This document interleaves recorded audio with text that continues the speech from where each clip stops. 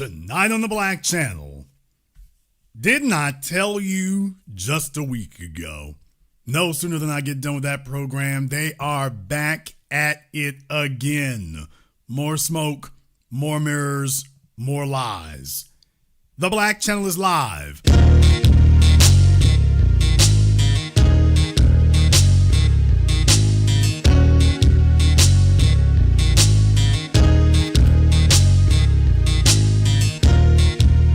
Unapologetic, unadulterated, and absolutely uncompromising. Greetings, brothers and sisters from around the world, and welcome back to the home, the haven, the stronghold, the everlasting superfortress of intelligent black thought. We are the Black Media, and this is the Black Channel. And I am your host, your brother, your humble servant, the voice of Black America, the Black Authority, broadcasting to you live from the only historically black college and university of higher education and learning in the cosmos. You are, of course, welcome to join us.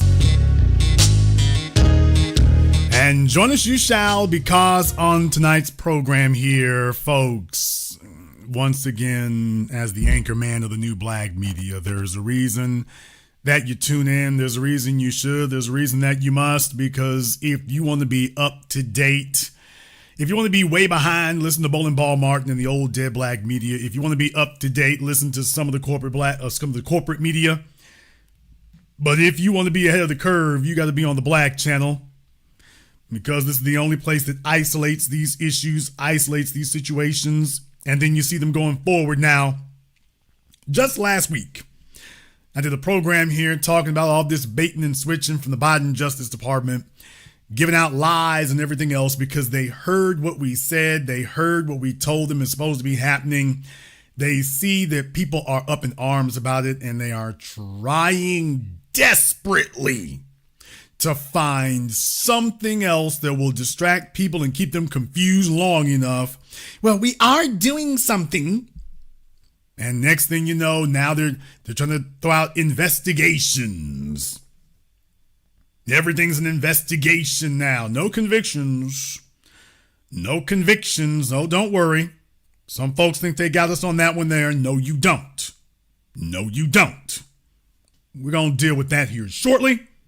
By the way, no sooner than I finished last week's program about their little baiting and switching, about how we are going to investigate the Lexington, Mississippi Police Department. Then what happens after my program is over while the Department of Justice, do you think they watch the Black Channel by any chance?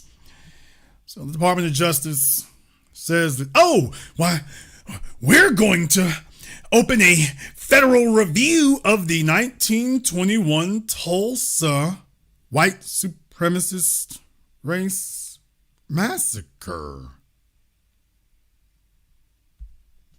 Lie. No, they're not going to let it go. Yes, they heard exactly what we said. Yes, they know exactly what we want. No, they are not going to give us that. They're going to try baiting and switching and sleight of hand and trick bag language and everything else. This is the standard operating procedure now. They're going for it. This is it. This is it. Going forward, this is what you have. This is what it will be. They heard what we said. They know it's obviously their polling is telling them that all kinds of bad things are happening here. They're doing that. And what they're promising you, we talking about it at the White House. We talking about it at the Justice Department, which, by the way, is false advertising. False advertising. But by the way, what I want to do here, I want to show you the actual article itself. Here from ABC News, I want to show you all the article itself. If you will direct your eyes to your screen, you can go ahead and take a look at that. I want to show this to you here. Over 100 years after a white mob attacked a then thriving black community in Tulsa. There were a lot of others than Tulsa, but okay. The Department of Justice announced the first ever federal probe into the 1921 Tulsa Race Massacre. The attack on the Greenwood neighborhood, often referred to as the Black Wall Street, left up to 300 people killed, more than that, and homes and businesses in ruin. Kristen Clark. What? Well, what do you know? Kristen Clark, who has been taking it on the chin here in the new black media. Kristen Clark, who's desperately attempting to rehabilitate her image. Kristen Clark, the Assistant Attorney General for Civil Rights, who announced the review in a statement Monday, referred to the massacre as, quote, one of the deadliest episodes of mass racial violence in the nation's history, and see whether or not Kristen the Bedwench Clark is going to treat it that way. The DOJ announcement comes after the Oklahoma Supreme Court in June dismissed a reparations case filed by survivors of the massacre without going to trial. So they wanted to make sure they got that out of the way first and then tell you, oh, but we're going to investigate. Vote for us. Vote for an investigation. Don't you want to have truth and reconciliation? Don't you want to have a public hearing so we can air this out? No, we don't. We want justice. Justice is not a hearing. Skip the damn hearing. Cut the check. Jail sentences for the folk involved and cut the check for those affected. And I'm going to put this in its entire context for all of you because I want you to be brutally aware of that. I talked about some of the folks who survived it here, but then I'm skipping down to this next part right here. It says, Demario Solomon Simmons, lead attorney for the Tulsa Race Massacre survivors, celebrated the decision in a press conference Monday. So she's holding press conferences, he holding press conferences, everybody holding press conference. He says, quote, I'm so excited to announce that this morning, Assistant Attorney General for Civil Rights, Kristen Clark, announced that the United States Federal Government Department of Justice will open a review and evaluation of the 1921 Tulsa Race Massacre. It is about time. It only took 103 years. Okay, sir. And after that, what's going to be the upshot? What's going to happen? What will be the result of this? Okay, if they take a look at it, the result is going to be what? And that's when people fall deathly silent. They go on to say here that Solomon Simmons said that this decision is credited to the multiple meetings. I'm glad to see we got that taken care of.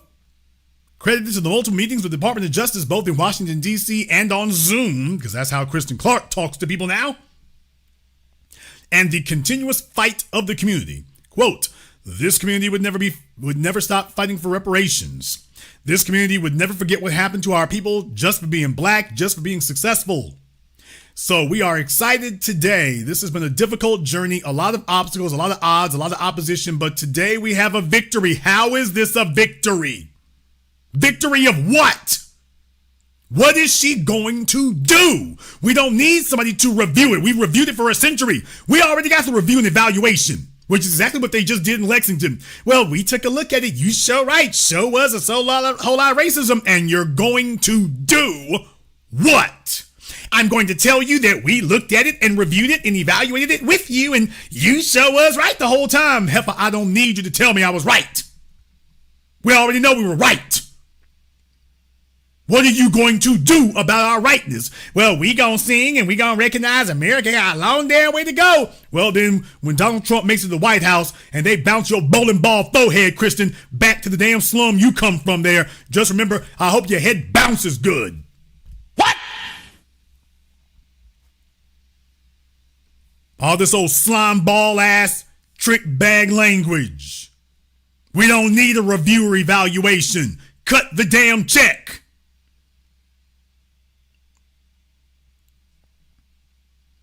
Here we go, this next part here. Tiffany Crutcher, descendant of a survivor of the massacre and founder and executive director of the Terrence Crutcher Foundation, said the massacre has been, quote, ignored far too long. Today, my family and community are deeply grateful that the U.S. Department of Justice is finally preparing to review the 1921 Tulsa Race Massacre. This tragedy has been ignored for far too long, people. We don't need a public relations campaign. We don't need to have a publicity campaign. That's not justice. I don't need to have the Justice Department tell me that, oh, we see what happened to you. I need to see you take action on it. That's what I need to see. I need you to take action on it. Without that, nothing else matters.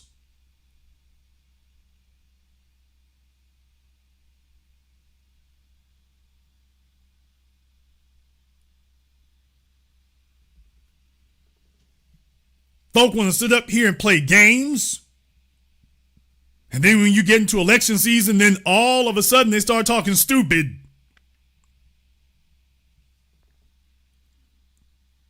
All of a sudden they start talking dumb.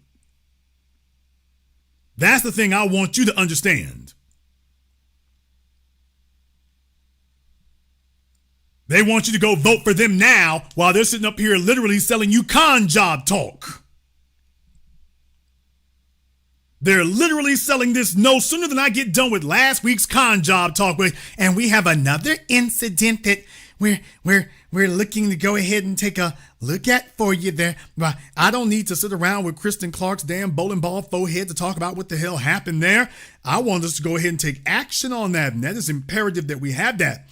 You see, here at the Black Channel, we've had a different way of taking a look at that. We've had a different manner of dealing with that. I want you to understand that. We talked about reparations across the board. Let me be clear about what we mean by that and what we have always said. Reparations, when we define that as cut the check, that means that everything must be challenged, it must be tangible, and everything must have a direct, focused socioeconomic impact to those of us who were affected. We ain't going to settle for anything else. Yes, it will start with cash payments, but it will not end there. That is why in California, reparations across the board, we talking about the land that you took. No, you will not say we'll talk about land and exclude the money. No.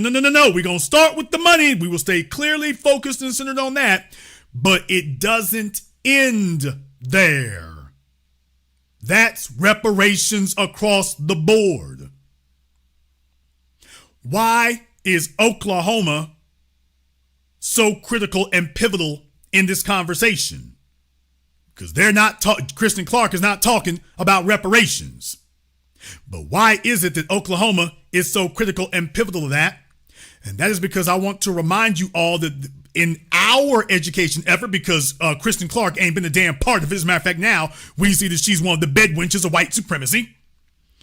But what we've been reminding people here is that there were several Black Wall Streets, many across the country, that were wiped out and obliterated in a nationwide campaign of warfare against the descendants of the slaves. Specifically against us, not against immigrants, not against anybody newcomers, just against us. That's it. And everybody talks about Oklahoma. And I think that's important because when you consider that they're getting ready to build Legends Tower there, how much of that real estate we supposed to own there while you're getting ready to do that? You see, they dispossessed you a century ago, and then you wake up a century later and they have skyrocketed the value of these things and told you that, oh, you on the outside looking in and oh, well, nothing for you.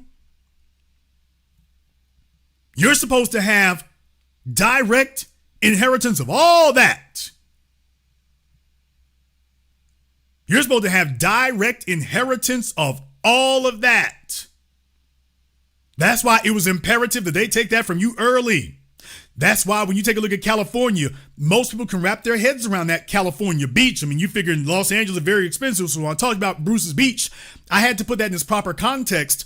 You're not going to hear Roland Martin or any of the rest of them clowns out there put it and center it in this context like we did here at the Black Channel for me to tell you, well, I've been to Bruce's Beach, which is now Manhattan Beach, right there at the end of Rosecrans, right there where you meet the ocean, right there at El Segundo. I've been there. I've walked through there. I know that place very well. And I'm like, it's beautiful territory. You see the damn airport from there. No wonder they wanted to get you up out of here. I'm like, oh yeah, I can figure. Yep, you stole this from us. Do you realize how wealthy black folk would be if they had that property for the last century? Can you imagine that? Because you take a look at everything else that's been built there.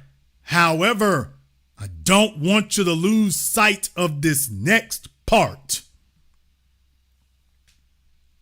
When you talk about Rosewood, when you talk about Eatonville, when you talk about these places in Florida where all this stuff is blowing up and whatnot, and meanwhile, we've already been dispossessed. When you talk about one of my personal pet projects, Wilmington, North Carolina, let me explain to you all. I've talked about Wilmington now for over a decade. And when you take somebody in the chat room was right there with me, I've talked about Wilmington now for over a decade, long before these white news outlets finally centered on that, and they finally called it for what it is. You had a black government. Wilmington was a black municipal government that the white folk in town just rose up and said, you know what? You niggas better get out of town and we're going to kill all of you. They overthrew a black government in America, not during the Civil War. The Civil War never ended. And what I'm saying is that, by the way, I've been watching what they've been doing across this country now. In the last 50 years, you blew up New York City. Everybody is scattered out of there like locusts. They went down there to Florida, and everyone is talking about the coastline in Florida, how it's overpriced now and saturated. Yeah, but everybody's moved on up into Georgia and the Carolinas, those coasts there. So from Myrtle Beach and Wilmington, those places, when you're getting near the coast and whatnot, I'm like, by the way, folks who don't live in those areas, don't visit those areas, don't see those areas, my people who are there know. Do you see what they've done in Wilmington on the waterfront? Do you see all the new construction, all the new building that they've done in Wilmington on the waterfront there? Wait a minute, that's a black city. See, there's the part that's missing. Hey, wait a minute. Y'all not supposed to be here. This was militaristically seized and stolen from us. This is what I am saying, is that on that waterfront, this is not yours to develop. This is not yours. That's my point to everyone listening to me. Legends Tower in Oklahoma, this is not yours to develop. This is not yours to build on. Damn right I'm yelling it, because it's about damn time somebody was telling it. And deal with it, nigga. Eatonville is not yours to develop. Rosewood is not yours to develop. Bruce's Beach is not yours to build on. We have never renounced our claim. That is ours. We have never renounced our claim. Let me tell y'all, on every waterfront in this nation, that's where we were driven to. Let me explain to you all exactly the way in which this works and to center it in its proper historical context for those of you who do not understand. When the Europeans started flooding over here, please understand, they were looking for land to build on. They were looking for land to build on. Yeah, God, gold, and glory, that's all nice and everything, but in reality, Europe was starving. That's why we have to put that in this context. They keep washing over that essential part of it. Europe has never been able to be this large farm territory. The soil's not really good for that. The climate's not really good for that. In small patches, yes, but the mass land that you would need for that, Europe doesn't really have it. So when they started traveling around the world, once they got over here in the Western Hemisphere, they started seeing, I'm talking about whole millions of kilometers of land that was good for farming and soil, and the weather and the climate were good for that. And in Cuba with cigars, in Jamaica you can do tobacco and sugar and all these things when they were new, people. Things like milk chocolate. Milk chocolate is not old, folks. It isn't. Please go look up the history of milk chocolate. Hell, go look up the history of chocolate proper. That's not old, people. I'm not even going to make you go through that one. Prove me wrong. It's not old. They fought whole wars over spices. And here we are 4-5 centuries later, and we still can't get them to season their food properly. But folks, they came over here because they were starving. The first thing that they did was started growing things. Agriculture. America was an agrarian economy. It took over the world's economy because the ground was good in practically unlimited amounts.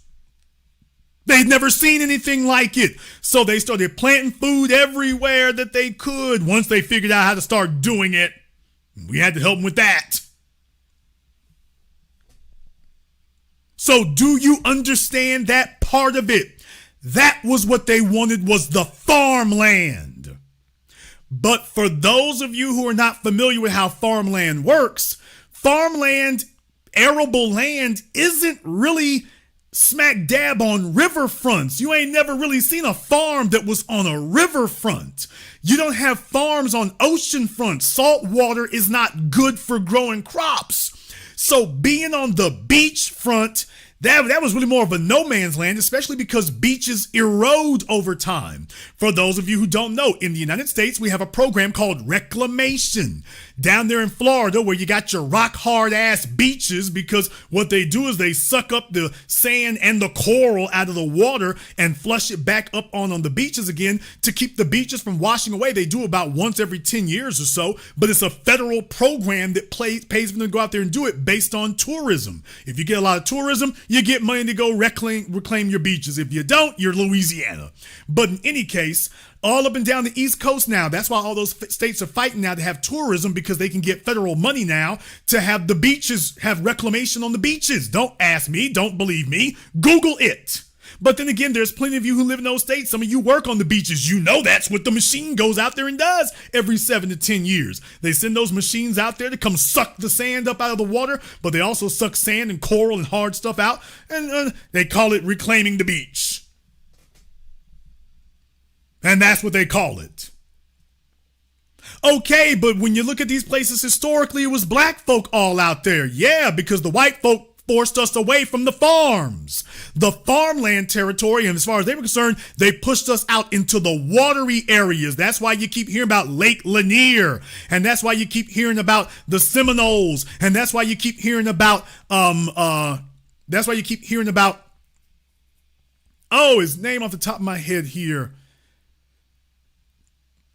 The Lone Ranger was kind of based on him there. Y'all know his name there.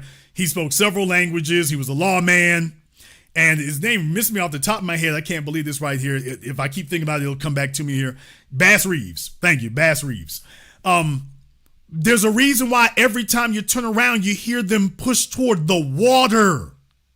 Think about that, y'all.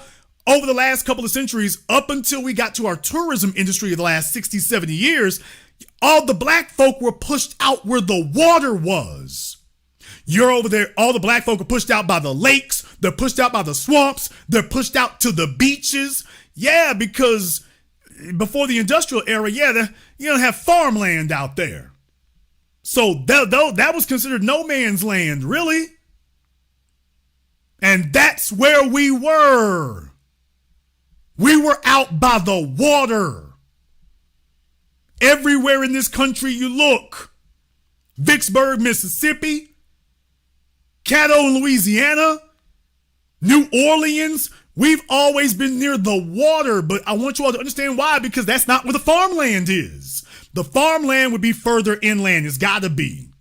Charleston, South Carolina, yes. Historically, that's where you found us. The white folk tried to swallow up all the farmland for themselves. So when you hear about Oklahoma, Kentucky, Kansas, America's breadbasket, yeah, get them niggas out of here. We're going to take all the land for raising food, all the farmland. Where the Negroes going to go? Push them to the ends of the earth, push them to the sea, push them where the water is. Nobody wants that. Nobody is interested in that. Nobody will take that. Who cares if they're all sitting around the water?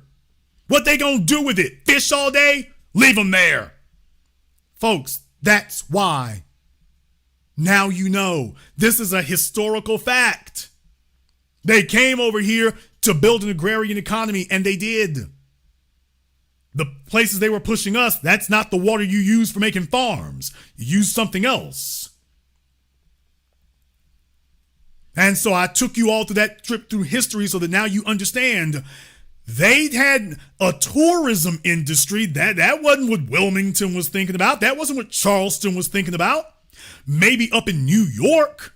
But for those other outlying places, those are rural. Hell, they didn't even have freeways until recently, I guess.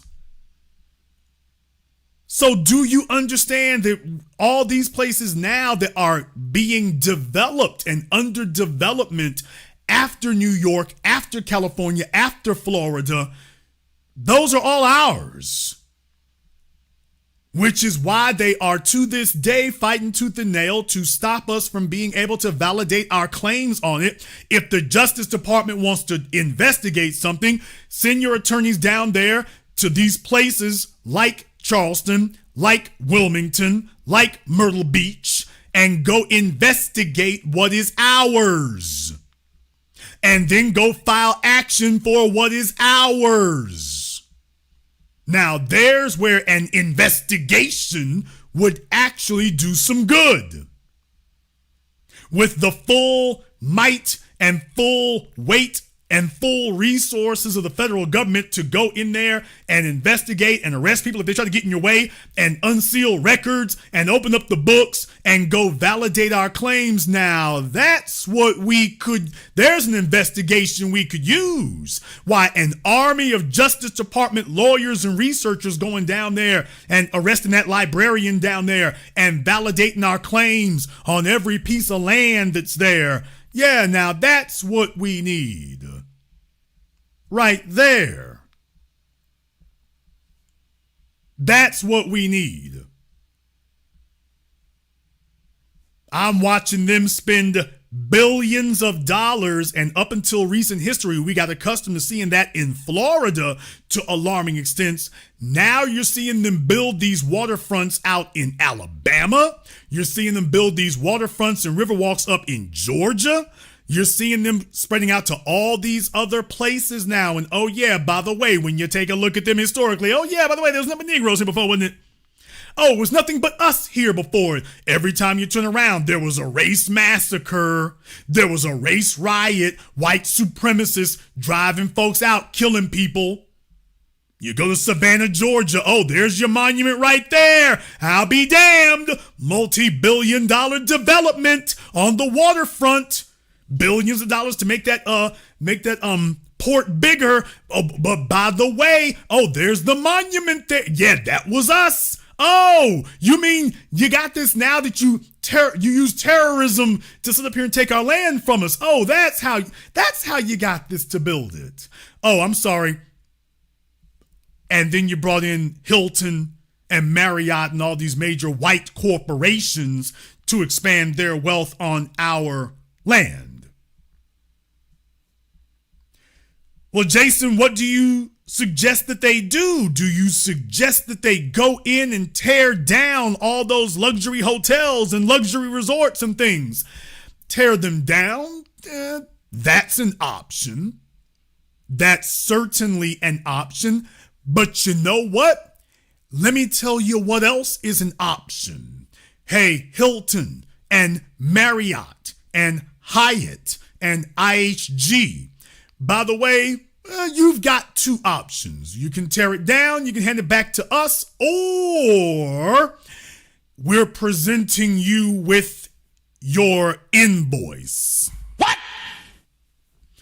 The hotels can stay. The hotels can stay, the resorts can stay, all of this can stay, but you enact a plan just like you have in Alaska for the oil. Damn! You see, when you live in Alaska, they disperse the profits for the oil there. By the way, it's like, okay, if you're sitting on our land, that should, when you make money, that should be dispersed to us also. On account of the fact you are sitting on our property rights. So if you have built something that's developed on our property rights, by the way, it can stay. Matter of fact, we want you to stay. We want you to stay and flourish and build up big here. And every year, or should I say every month, you gonna cut your check too. On account of the fact you're sitting on our land. So you will be allowed to stay here as long as you want to there in that regard, but you gonna cut your check too. This is reparations across the board. For those of you who knew what it was, and all of you did, and you figured that injustice would reign for eternity, by the way, you're sitting on our land too. And so that means you owe something. So we'll let you make the choice. You can knock down your damn hotels and resorts and carry your ass and we'll be building on top of it. Or you can leave it where it is and we all gonna eat. Everybody you owe and their descendants, guess what? You got new partners here. We all gonna eat. No, you're not going to sit up here and steal our land and then you get to gobble everything up. The white corporation, the white government gobble everything up. No. You owe something. You owe something. Folks, I've been telling you now for over a decade. When we discuss reparations, we cannot simply limit the conversation to the federal government. We're going to target it on multiple levels. But by the way, it doesn't stop with just the federal government. The federal government, the state government, the local government, private sector. And you cannot simply stop it at the banks. We have a tie to the land. You cannot simply stop it at insurance companies. We have a tie to the business entities that we have owned. And it is the manner in which they were dissolved that gives us our enduring claim. Nobody has thought about it in that manner. When you hear that they want to build the tallest skyscraper in America in Oklahoma, my first thing is, by the way, the land you plan to put that thing on or the stuff around it, who does that belong to? This idea that you will dispossess us, no, we're not going along with that. That's the part we're not going along with. And it's a whole lot broader and a whole lot bigger than just Tulsa. Tulsa has a specific spiritual significance to all of us. Yes, it absolutely does. But it doesn't just stop there. You want to talk about Lansing, Michigan? What? Oh, by the way, he went in the crates for that one, didn't he? You used to folk talking about up north in places like Seneca Village, but by the way, what about Lansing, Michigan? We can go down the list here, folks. You go find a body of water in this country and you will find where that was a settlement for us and then when they found that that wasn't going to kill us, then we had to be terroristically removed. At what point was that resolved? At what point was that fixed? At what point was that atoned for? And I submit to you it never was. And that's why it's critical and important that we keep that in mind and we keep that in its proper context. These other folks have a vested interest in making sure that we don't discuss that and that we don't talk about it. They have a vested interest in making sure that we don't actually have a higher level discussion about, by the way, what exactly is ours? So you have Kristen Clark and friends coming in talking about investigations. By the way, there is a place for investigations.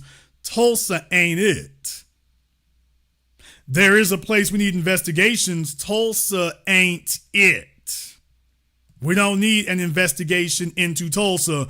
We already know what needs to be done in Tulsa, and so do you. Kristen Clark knows what needs to be done in Tulsa. Kristen Clark knows what needs to be happening there. They waited till it's an election year, and it's like, okay, well, let's see if we can go ahead and throw up some smoke and mirrors and keep people distracted. And, oh, well, we're doing something. They want to sit up and say, and please understand, they're playing a game of inches. The real point here is that they're playing a game of inches. They're playing a game of saying, well, you know, what we'll do is we'll claim we're doing something. And yeah, that's probably not going to convince most of the Negroes there, but maybe this will convince 4 or 5%.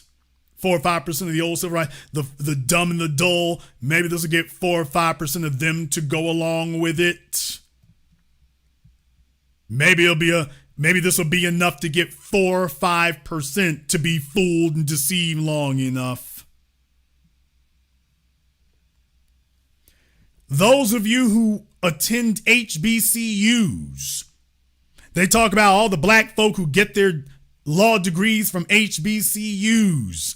By the way, do they have these conversations at your HBCUs? How many of you have been in your classes at Howard or Morehouse or Brown or Fisk?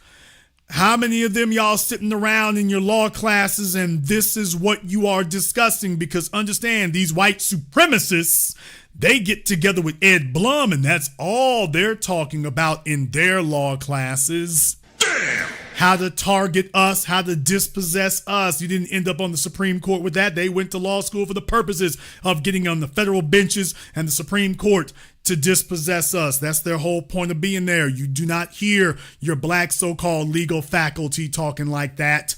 They don't get together. They don't organize. They don't do a damn thing. They don't do a damn thing. And while I would like to tell you that it is limited to that, it would be untrue. I am going to attempt to contain my indignation, and quite frankly, I will attempt to contain my outright rage over this. I will not assure you that I will succeed at it. We have heard lately about a number of injustices, and I warned you about this a decade ago that white supremacy is getting weary of paying out to keep Negroes quiet, and eventually it's going to get back to doing what it does. It's going to get back to doing what it does, unapologetic assault on your rights. You all remember the case of Tyree Nichols, beaten to death in the middle of the street by the police down there. Well, the feds weighed in. The feds have weighed in, and oh yeah, by the way, the feds have weighed in and attempt to be a little less enraged if you can here. For Thursday, October 3rd, 3 former Memphis police officers have been found guilty in the beating death of 29-year-old Sacramento native Tyree Nichols. The deadly beating was caught on camera during a 2023 traffic stop. The 3 officers were found guilty of witness tampering. All but one were acquitted of all civil rights charges.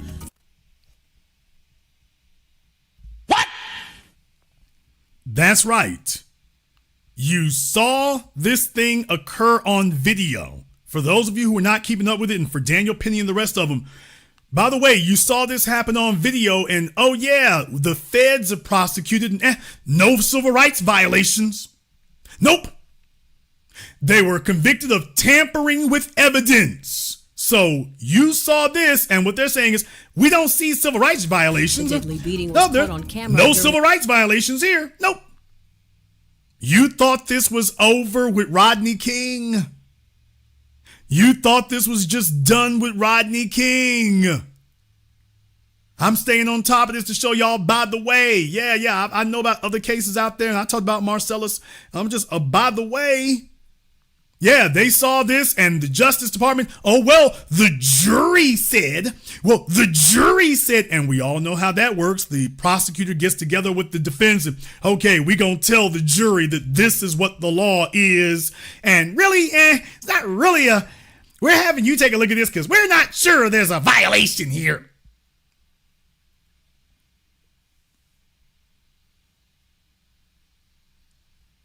I want you to understand, they're telling you that you take a look at this video here, no civil rights violation here. Traffic stop.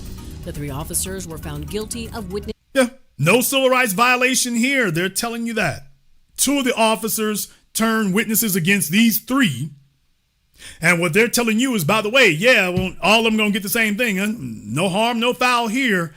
Now, you're probably asking yourselves, and here's where when folks up here, folks, I've been telling you now for years, there's a reason why when Jason isn't saying anything, Jason is trying to tell you something. When I sit up here and y'all sit up here, Jason, you need to talk about this case. You need to talk about that case. You need to shut your stupid self down. That's what you need to do. I've been doing this way longer than you. If I'm not talking about a case, there's a reason I'm not saying anything, because the standard that I put in place after Trayvon Martin is going to stand, period, uninterrupted. That's the end of the story. So now I want to play for you the rest of this little old video here. And by the way, I've got something much longer, but I think this will be brief enough. Is tampering. All but 1 were acquitted of all civil rights charges. Former officer Demetrius Haley was convicted of a lesser charge of violating Nichols' civil rights, causing bodily injury. We're happy that they all have been convicted and they have been arrested. What? There's been crump with the family. Jason, I'm upset. Jason, I'm outraged. Jason, I'm triggered. How could this happen? How could this occur? How could this be? Well, there they are. There they are. Sit your fried chicken eating ass down talking about, Jason, you need to talk about this person over here and that person over there and whatnot. And I'm like, nigga, my philosophy is not going to change. It's not going to alter. Where's the family? I want to hear what they got to say. You're not going to sit up here and get me crunked in the street. And then I'm like, here comes the family to tell me everything's fine. Well, Jason, you need to get him riled up. No, I'm holding back for a minute. I'm holding back for a reason. So I just thought I would take a moment here to show you that, by the way, you want to know who thinks the verdict was okay? You want to know who thinks the verdict was all right? Rights causing bodily injury.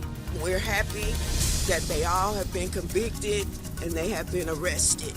And that's very important, that the jury found all of them in some way participated in a crime, and that Tyree Nichols' death won't go unaccounted for.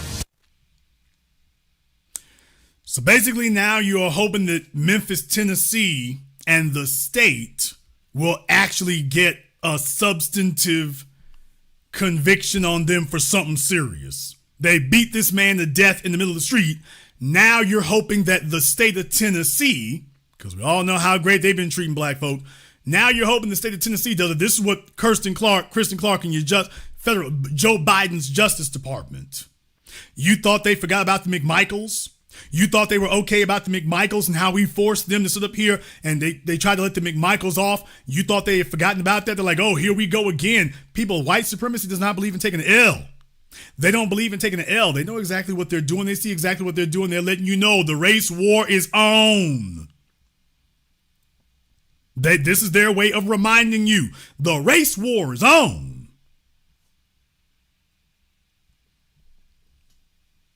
You want to talk about our black legal class? You want to talk about our black judicial class? You want to talk about them? Just thought I would go ahead and remind you all that this is what your black judicial class and your black legal class is out there doing. You can show somebody sit up here and get beat to death on camera and I feel the judge is done, and this mean that if you get killed, you're not going to be without a response. You call this a response? See, there's the difference between those of us who are true believers versus those who are not. There's a difference. There's a difference. When we have these kind of conversations and talk about this right here, there's a whole big difference because we got different goals. We got different goals than they do.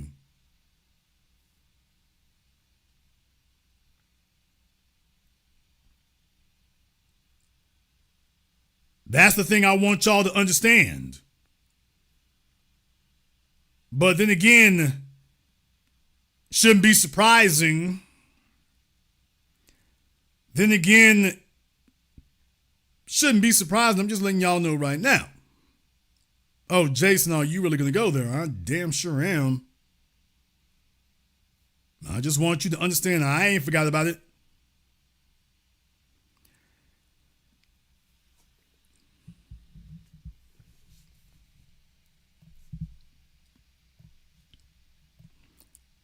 Jason, why is it that we saw what we just did? And for a lot of you, I'm sure you're very much disturbed. Your blood pressure very much spiking. Very much getting out of control on you. And it's understandable. But then again, it shouldn't be surprising.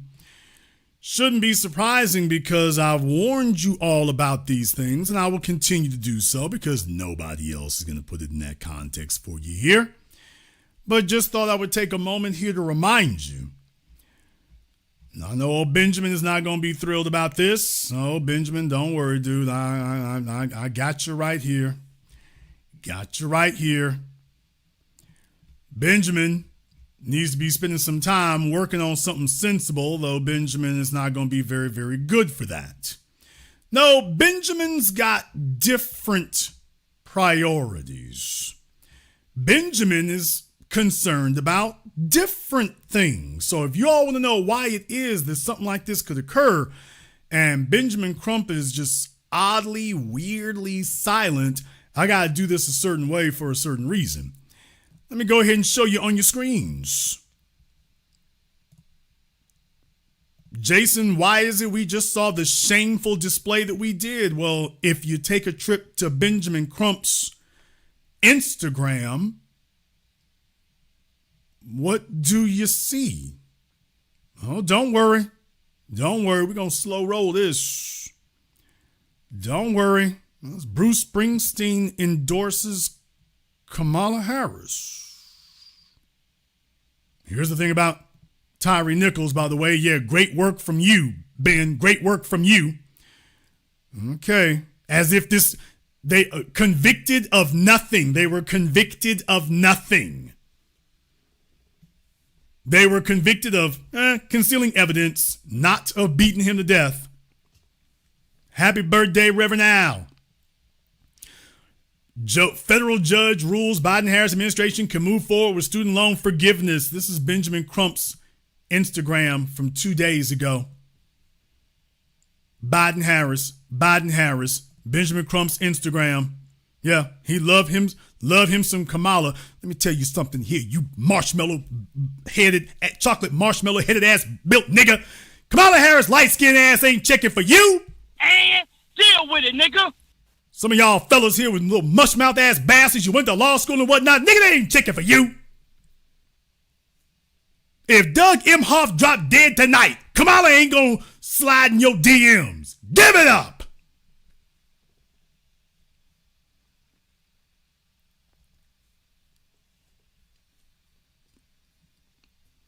Always some flat tire head built nigga who thinks, well, Kamala, that Doug over there, I should get my size and you almost 60, baby. Don't you think you can let me?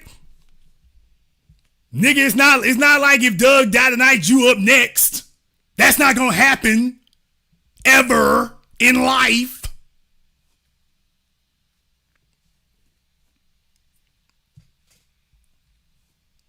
But you can see what he on. By the way, they got their filters on and trying to take as many wrinkles out as they can. Crump is sitting in the damn shower singing serenades. Back about Kamala Harris. I want to show y'all, this is what Benjamin Crump is on. Abortion in Georgia. Okay. Gotta get rid of them side babies. Okay, Benjamin Crump is signing off on it.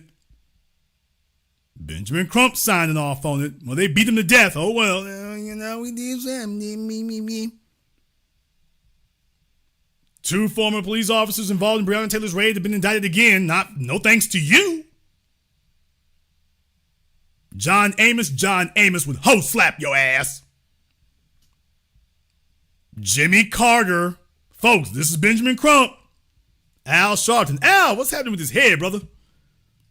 Okay, you're losing a little bit too much weight. What's going on?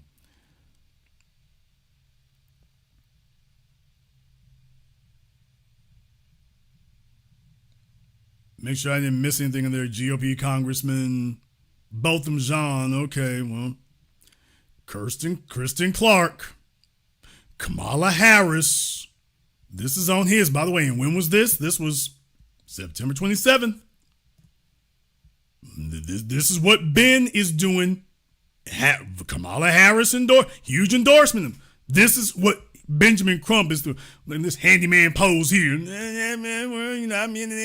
No wonder they keep boosting him. I'll be damned, folks.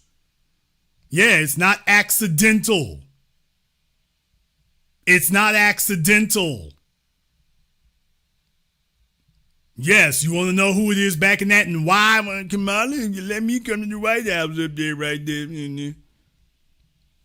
I think, Kamala, Michael Eric Dyson went wrong, but I think you and me would make a good couple, Kamala. I think we make a good couple right there. Don't you think?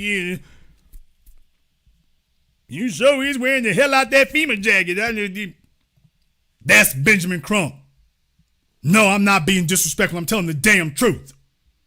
You want to know how the hell it is you can end up here in a situation where them folks beat this man to death on video and Benjamin sitting up there, oh, well, they better good birthday, they better get ready.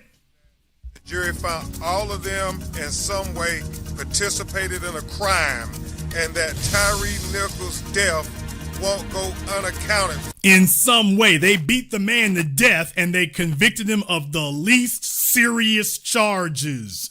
The most dismissible charges, which that will be very easy for them to appeal. So no, they let them off. And Benjamin Clump is sitting up here on his page, thirst trapping for Kamala Harris, as if there's any room in the administration for his ass anywhere. Can you all imagine the Justice Department memos if this nigga gotta write them up? Damn! Can you all imagine what the dictation will look like? Have you ever seen stuttering in print? You thought rolling was bad.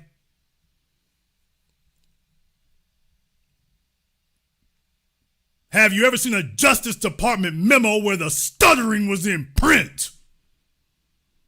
Well, W-E-L-L-I, letter I, don't, D, don't.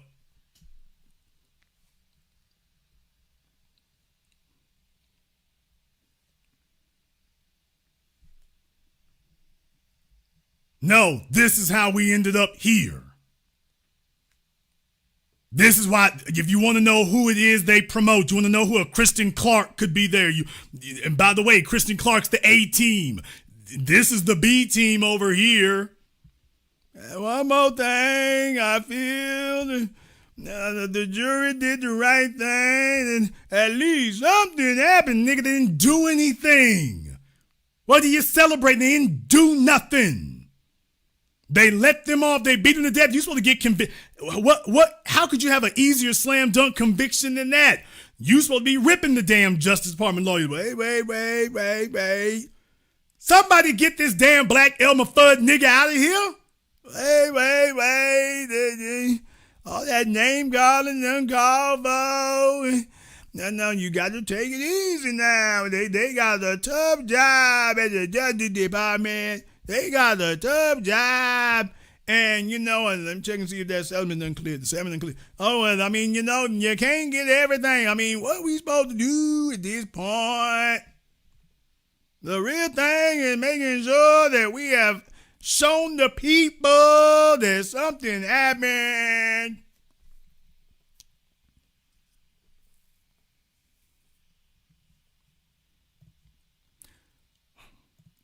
And then they got some relatives sitting back there with them damn me Cool Mo D shades on. I am happy with the verdict. It's causing bodily injury.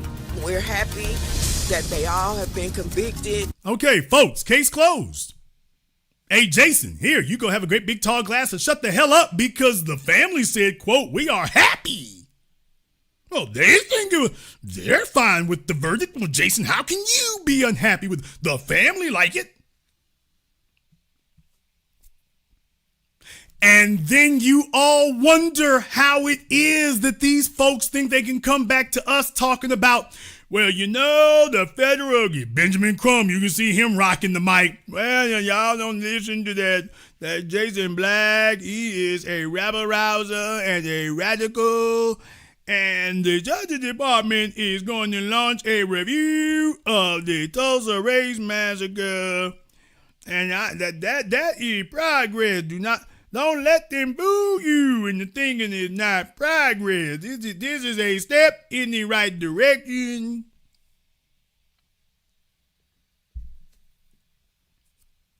You want to know why it is they think they can feel free enough to come to us with this garbage? This is why.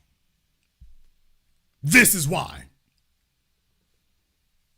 Don't ask me to go jumping out no damn windows and be first in line when something happens to somebody. I got to fall back and see what the hell the family's saying. Benjamin Crump is allowing the fact that it's an election year. He's got, y'all, I'm just telling y'all right now, this nigga think he got political aspirations. What? He thinks he's going to be a part of somebody's cabinet somewhere. He really does.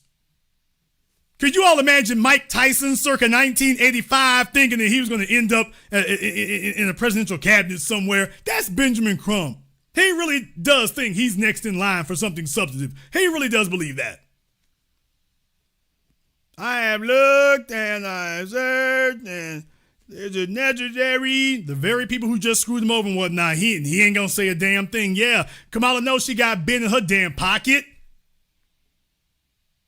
Y'all know full well, hell, bring that corncob head pipe ass nigga to the damn Oval Office. She stand behind him and rub him on the shoulders. Well, Kamala, I understand. I would do my best to make sure you be where you supposed to be. Yes, I'm calling it for what it is. This is why we can't get nothing done. These are the folk, they come in and next thing you know, they diffuse what the hell we were doing. It's an election year. That's all the damn more reason to sit up here and light their asses up. That's what happened with Ahmaud Arbery. We lit their asses up. We lit their asses all the hell the way up. Y'all ain't heard nothing about the Tyree Nichols case. They done took it all the way to court, had the whole damn trial, and then came out and told you, oh, well, hey, while you all were watching the vice presidential debates, no conviction. No conviction.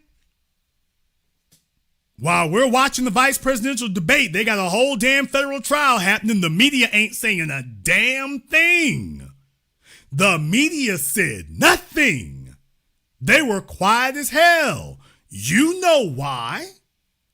So let me get this straight. Joe Biden and Kamala Harris's Justice Department has a trial going on, and the corporate media and Joy Buckface Reed ain't saying a damn word about it.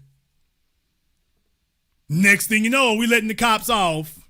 Now, if Tyree Nichols had been a white female, damn! If Tyree Nichols had been a white female, y'all know damn well all them niggas would be getting life sentences, even if she was still alive. They would give all of them the damn Diddy treatment. You know that. If it was a white female that they were doing this to in the middle of the damn street, if she was still alive, they would be getting the Diddy treatment. How the hell is it Diddy's case is a damn slam dunk? You got this right here on video. This speaks for itself. Well, I don't know. If the civil rights are violated, okay, what part of this is not a violation of your civil rights? What part isn't? Well, you see, I mean, if necessary, we trying to get the law enforcement vote. And that's the problem right here. Tell that Jason Black dude to calm down. You was getting in the way over here. You was making all kinds of trouble for me.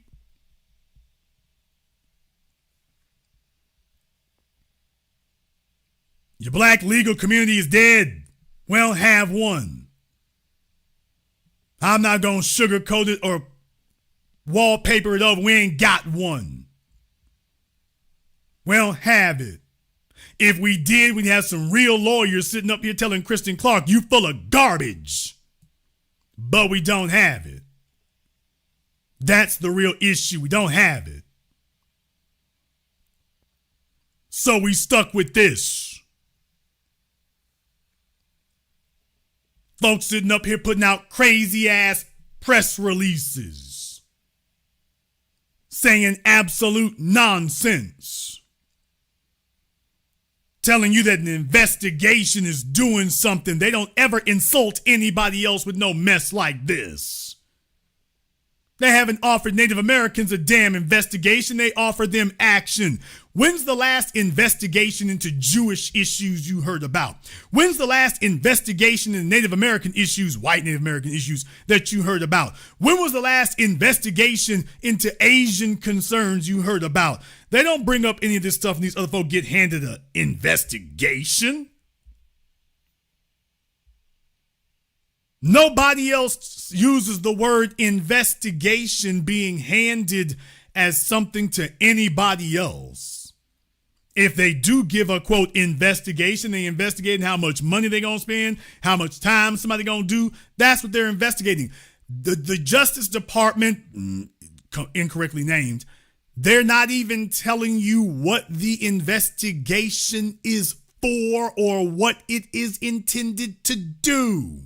That's your first clue that it is for nothing except window dressing, and it's not here to do anything but fool you. They won't even say what it's for because they know they can't discuss what it's for. Hell no, let the whole damn thing burn down. I don't have a bunch of easy answers for you all in this regard. I don't. I'm not going to be one of these folks sitting up here lying to you and telling you I got easy answers. I am going to say one thing right now. For those of you who have sons and daughters, they in school or this, that, and the other, man, we need to start sending our kids to law school and have some sensible folk out there, not folks who want to sit up here and be twerking on the damn bench with 20 other hoes. Did he say hoes? I damn sure did. And deal with it, nigga. We don't need to have some class of the thoughts of 2020 posted up on social damn media. Y'all knock that bull crap off. You supposed to be spending your damn time in those courts. That's what's supposed to be going on. Don't sit up here and come out of law school so y'all can sit up here and primp and throw up your damn ski-wee symbols talking about, oh, look at all the black female judges. And then next thing you know, they started turning around and getting all of them up off the bench. You did that, and then they started kicking as many of y'all off the damn bench as they could. You have been irrelevant. Meanwhile, Ed Blum is basically adjudicating over us with no judges required. Ed Blum has got his lawyers and stuff sitting up here sanctioning us and adjudicating over us with no lawyers, with no judges required.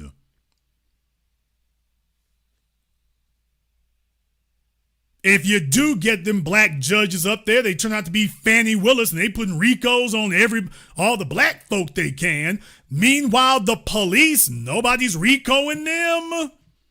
So what they're telling you is that this is not a RICO. This is not an organized group. That's not what this is. That ain't it. Yeah, RICO Sean Diddy Combs has a RICO charge because he was having group sex. Sean Combs, P. Diddy having group sex qualifies as a RICO incident. A group of cops having a group beating and killing does not. What? I want you to just let that circulate in your head for a moment. Black male has group sex, RICO charge. Cops commit group murder, not a RICO. Nope. Civil rights, maybe. Oh, well, we went to court, and that's not even civil rights.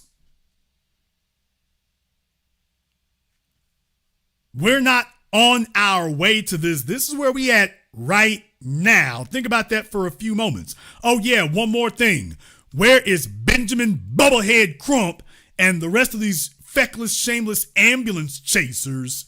You know, with Diddy, the lawyers got together. Oh, we gonna go all the damn way there with it today, folks. If it's legit with him, okay. We gonna go there. Let's go there. So you tell me that Gloria Allred shows her little prune wrinkled ass up, and these white lawyers show up here and tell you, if you or anybody you know has been sexually assaulted, sexually offended, sexually questionable around Sean P. Diddy Combs, please call the law offices of Dewey, Cheatham, and Howe.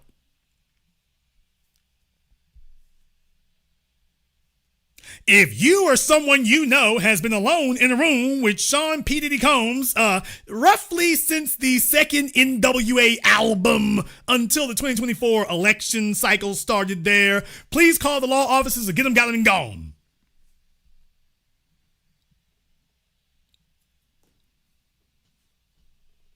And now they say they've had 1,200. Auntie, chill. No, y'all heard it. They said they got 1,200 people. At what point does this become Looney Tunes? At what point does this become Bugs Bunny? 1,200 people? I thought he was P. Diddy, not Wilt Chamberlain. I mean, is he P. Diddy or is he Lex Steele? 1,200? How did he have time to cheat all these people out their record deals? If there's 1,200 of y'all. But then again, remember, they did the exact same thing to Bill Cosby, remember? They did the exact same thing to Bill Cosby. Go rack up as many people as you can there. We'll see if we can do something with that. They did the exact same thing there, remember?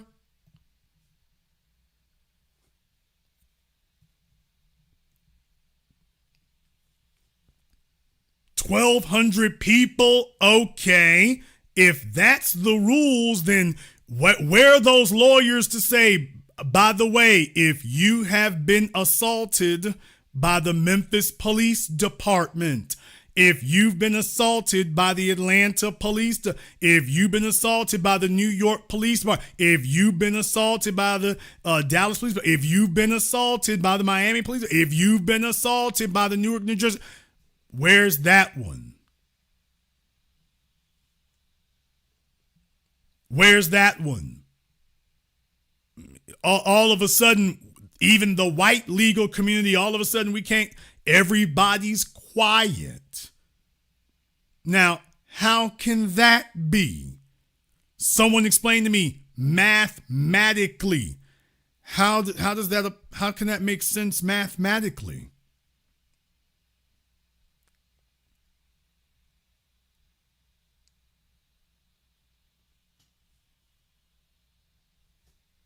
Where are all those lawyers who jumped up for Diddy? I'm like, by the way, folks are getting beaten to death out here in the streets, gunned down out here in the streets, murdered out here in the streets, and you don't see the same response. Fannie the Mammy Willis, and by the way, I mean, that heifer right there, she done slept with so many damn thugs, she should be looking at a RICO charge of damn self, shouldn't she? And deal with it, nigga.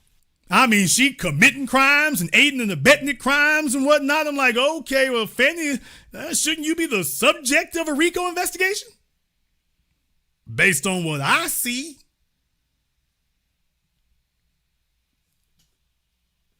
You don't need to be prosecuting Young Thug. You need to be up there on the stand. Based on what I've seen. Everybody's talking about Johnny Cochran. That is great as a historical anecdote, but I want y'all to understand something here. We need to be looking for the next one. We need to be making the next one. That needs to be the mission here right now. By the time the Black Channel comes together in 2030, we should be having some young folk getting out of law school about that life and about that business. Those of you who got kids and whatnot, that's a very serious thing. We are dependent on every damn body else, and what we end up with here is damn me, Benjamin Claptrap Crump. I see we get together here. I shed blood on Edmund Pettis Bridge. No, Benjamin, that wasn't you. That was the other nigga. I saw Edmund Pettis Bridge. That's what we get stuck with. And a bunch of styling and profiling TikTok thought rejects talking about they judges on the damn bench now. Y'all know full damn well every one of them weed-wearing heifers is only half a lick away from being on OnlyFans. If they're not there already.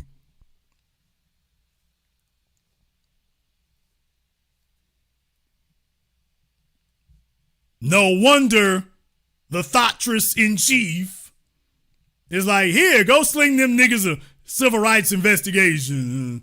Justice Department, there's an investigation. That ought to hold them till election day. It give us something to talk about.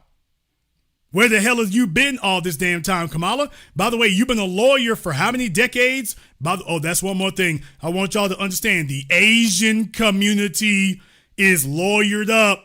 She might not be the most competent, but the Asian community is lawyered up. The white community is lawyered up. Meanwhile, over in black society, damn.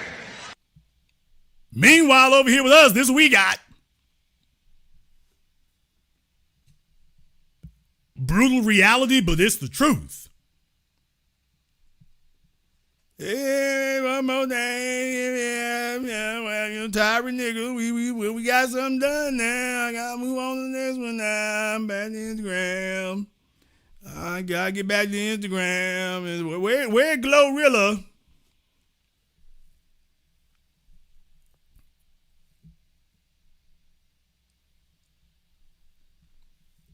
Yes, I meant what the hell I said. If you ever want to see a dumb nigga sting operation, somebody go throw Glorilla about 10 bands and watch what Benjamin Crump do. Whatever she tell him to do in a room alone somewhere, this nigga gonna do it. So, no, I'm not joking. If we can get a hold of Glorilla and an extra 10 bands and be like, okay, Benjamin Crump, you through. Whatever. This nigga put on a watermelon cap and be standing in his drawers dancing. Disco dancing bones, disco dancing bones. Is that good, Glorilla?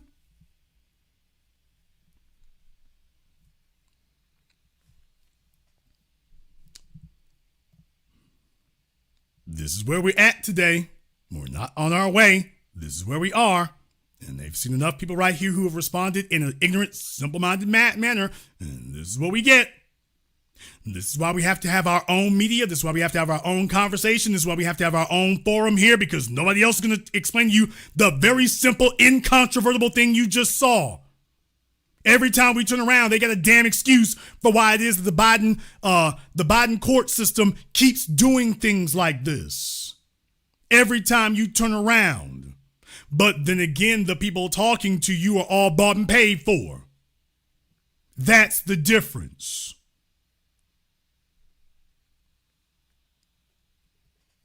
No, they didn't push ours out. We gotta call it for what it is. I already explained this. Niggas ain't listening. You go to Atlanta, that's what the black legal community is. A bunch of chicks trying to make a damn magazine cover posing in their judges' robes.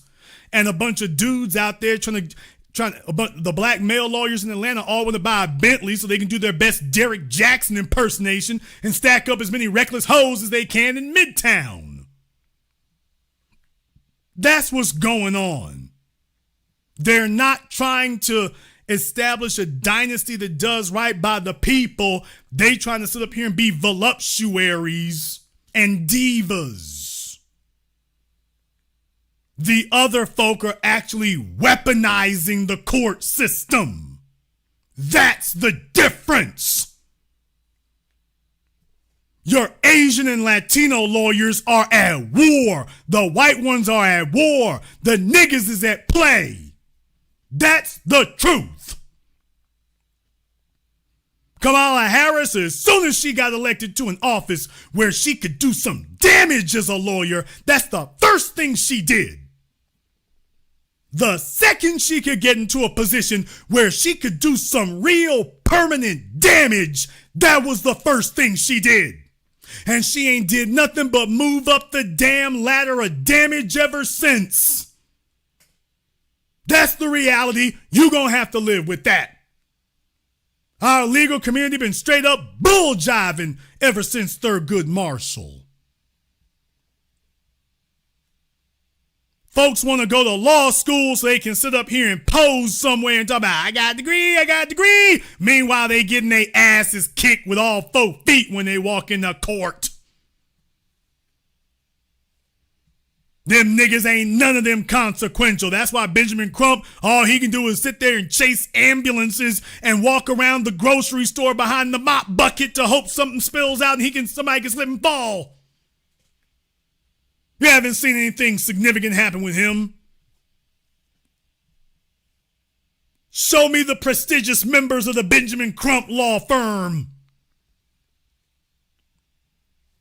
There's no courtroom anywhere in America that is trembling in fear because Benjamin Crump showed up. Oh boy, you know who pulled him outside? Who? It's him. You know what I mean? Yeah. Oh no. If they do, it's just gonna be, I hope that bored nigga don't come in here talking to us. Hello there, Johnny. Oh God, here we go. Oh, here, let me take my things out and go through the metal detector. Oh, how is the wife and kids? We have a case today. Do you know where courtroom 5B is? Around here somewhere, minutes are not being due. But then again, I'm actually being a bit facetious, aren't I? Because what I'm about to say next isn't a joke. I've mentioned this before with Benjamin Crump and the rest of his kind. You all do realize that when was the last time you saw Benjamin Crump inside of a courtroom? Nigga, please. Folks, think about this for a moment. By the way, like Tom Cruise in A Few Good Men. Hey, Benjamin Crump, by the way, when was the last time anybody actually saw you in a courtroom prosecuting a case, sir? Y'all, that matters. You can't name a single case that he's ever prosecuted. You can name a string of them that he's settled. Damn! Y'all, you need somebody to point that out to you in case it never dawned on you. That's the way the courtroom system works. By the way, you ain't never seen him in courtroom prosecuting a case. All you hear is about him settling cases. Oh, you one of them kind of lawyers. There's not a rarely. Tell me one court case that you've seen him in court for. Show me one court case that he has argued through to a verdict. Show me one that he was the lead attorney on. Not no rarely. Ooh, not a lot, not some. Name one. Don't tell me no few. Name one. Let's stop pretending to ourselves. Can you name a single one that you ever saw him in court for?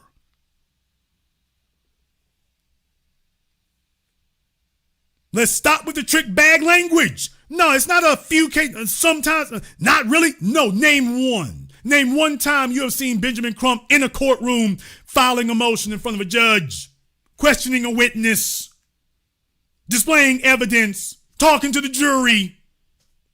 Name one time. Somebody points that out for you. Johnny Cochran was in the trenches and was a warrior in them courtrooms. Benjamin Crump ain't seen the inside of the court complex. Wait, so this case, I want to go in that courtroom up in there, the bed bugs might bite.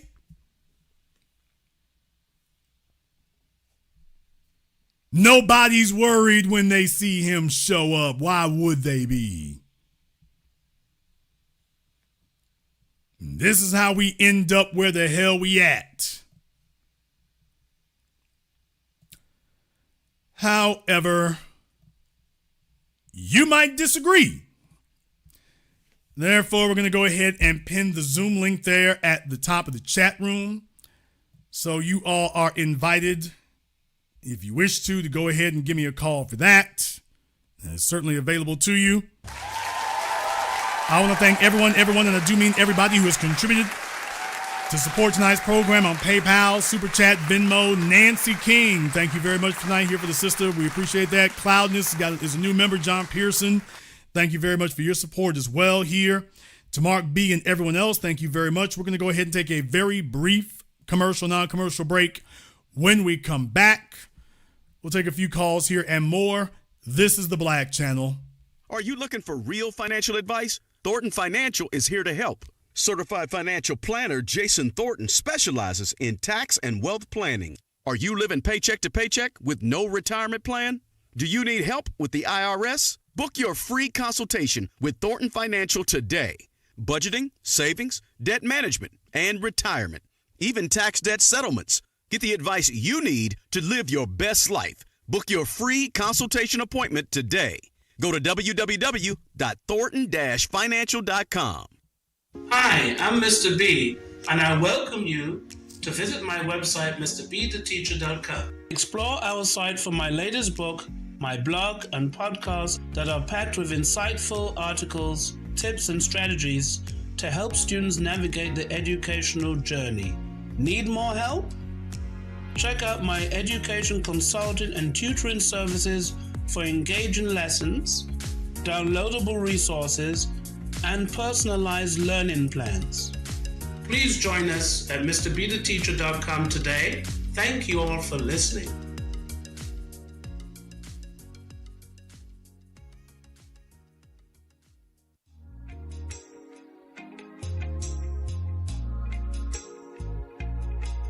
Order yours today to experience all the benefits of Ash Kickin' Body Butter. With skin so smooth and soft, you'll thank us for it. Shop Ash Kickin' online. That's ASHKICKIN.com.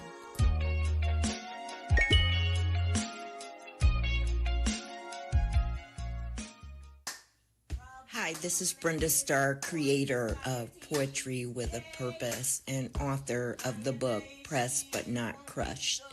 Pressed But Not Crushed is an anthology of political poems that address current and historical issues in American descendants of slave population and African American population.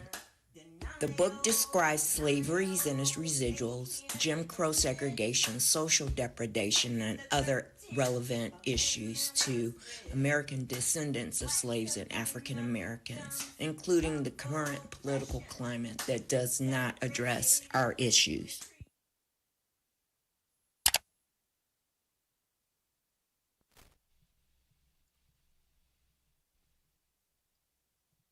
This is Dame Dash with Jason Black. Hi, I'm Teddy Riley with Jason Black. My name is Mahmoud Abdurraouf. Hi, I'm Muggsy Bogues with Jason Black. This is Jadakiss with Jason Black. And Black Channel Films. With Black Channel Films. And Black Channel Films. For Black Channel Films. Tickets are on sale now for 8 a.m. Speaking of the black media, so New York, DC has been added to the website, so 8ammovie.com, that is 8ammovie.com. The event is coming. Very glad to bring that to you all here as well, so keep your eyes and ears open. New York, DC, I'm working on the other places here. That has been a monstrous undertaking. Got a tale to tell about that. But you definitely are invited to join us. By the way, when it sells out, it sells out. Let me go ahead and jump over here on Zoom. I got Brother Elijah here on Zoom. What's on your mind, brother? Hey, good evening, big brother. B1 to you. All right, Brother Elijah, what's on your mind? Hey, brother, before I ask my question, just to let you know what's going down, I will be there with bells on, all right? October 19th. I can't wait, big brother. Elijah, if you show up at my damn premiere with bells on, nigga, y'all, because Elijah don't be joking. He'll be showed up there with Jason. I got like dick tingling. This nigga be like the court jester. I'm like, okay, don't let me have security put your ass in the box. No, brother. No, I ain't gonna have you. No, big brother. Thanks, brother. I got a question for you. When you was just breaking it down about our Black legal community, and you said something that was very deep just there. The closest one we had, basically, to the late great Thurgood Marshall was the late great Johnny Cochran. Ever since then, it's like our Black legal community has been docile. So I was wondering, Tariq Nasheed came up with this idea. Maybe I don't know if you would be in favor. Would it be just best that we raise up our own lawyers, doctors from the grassroots? Brother, we got to. And I'm just saying, there's a bunch of Black folk listening to me right now, right here, and it's just, they want to put everything on one or two people, and that's not the way progress is made, man. Yes, you sir. have to move as a group. So it's a bunch of folk listening to me right now, swearing up and down that they're batting out of the park as parents, and meanwhile they got their kids sitting up here trying to get their rap career going. So they got some in college. I'm like, okay, so we bull jive at our own damn peril. We really, really do. There's a whole bunch of folk that understand it's necessary, but look, the folk talking a good game are getting their asses whooped by the ones who got a good game. It's just that simple. It doesn't need to happen, but it needed to happen a decade ago. I've been talking about it since then. I've been talking about this now for over a decade. Been talking about it. That's exactly where we at. Take a look at where Kamala Harris went in a decade. Take a look at where she was 10 years ago. Take a look at where she is now. It keeps running like that. It keeps running. Yes, sir. So I wish folk would. I wish they would. Because no, not just that. Because I'm out here in Washington D.C. and I see the effects of not having the grassroots around and everything like that. They keep putting I'm just using this as an example why we how important we have to do this. They literally wiped out the late great Marion Barry's dream of a continuation of the Chocolate City and everything like that, and just nothing but them folks walking around, and they keep pushing us to the back. And then in the future, I'm wondering, when you was mentioning Charleston, South Carolina, and you mentioning this is a scary question, but I have to ask it. If they took the land in-house, the inland for the farmland, and now they're taking a waterfront, are we on our way basically to the mass majority of us on the street? That's what I'm wondering. I mean, if they have their way, we won't even be on the street if they have their way. So I can't even say you'd be out in the rural community because they got that locked up too. So their goal ideally would have us to be reduced to a domestic nomad class, Yes, sir. What the illegal aliens are doing right now, that's where we'll be. Ideally, yes, that's what their goal is. I've always said that they would return us back to the fields. Ideally, that's where they want us to go. Everywhere in America. I got a question. We had so many people coming through, and I'm gonna land my plane, I promise, because gotta watch out for the brothers and sisters who need to talk to you. But I got a question. Will a good amount of that be our fault because we ignored the teachings of so many of our great grandmaster teaches? Well, certainly we've had an opportunity to do things. I mean, Dr. John Henry Clark talked about that. Yes, sir. That, as black folk here, I've just been a guy who's gone against the grain, and I haven't been afraid to be controversial. Yes, sir. If the HBCUs were benefiting us, I'd be stomping for them.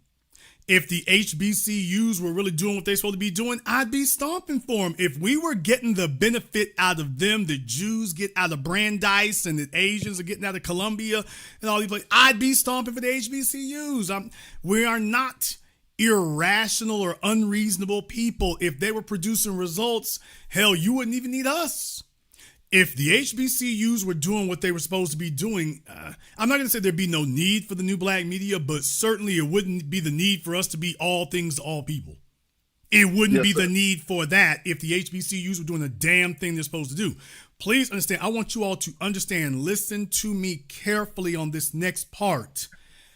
I haven't had a single lawyer who has contacted me and taken action for anything.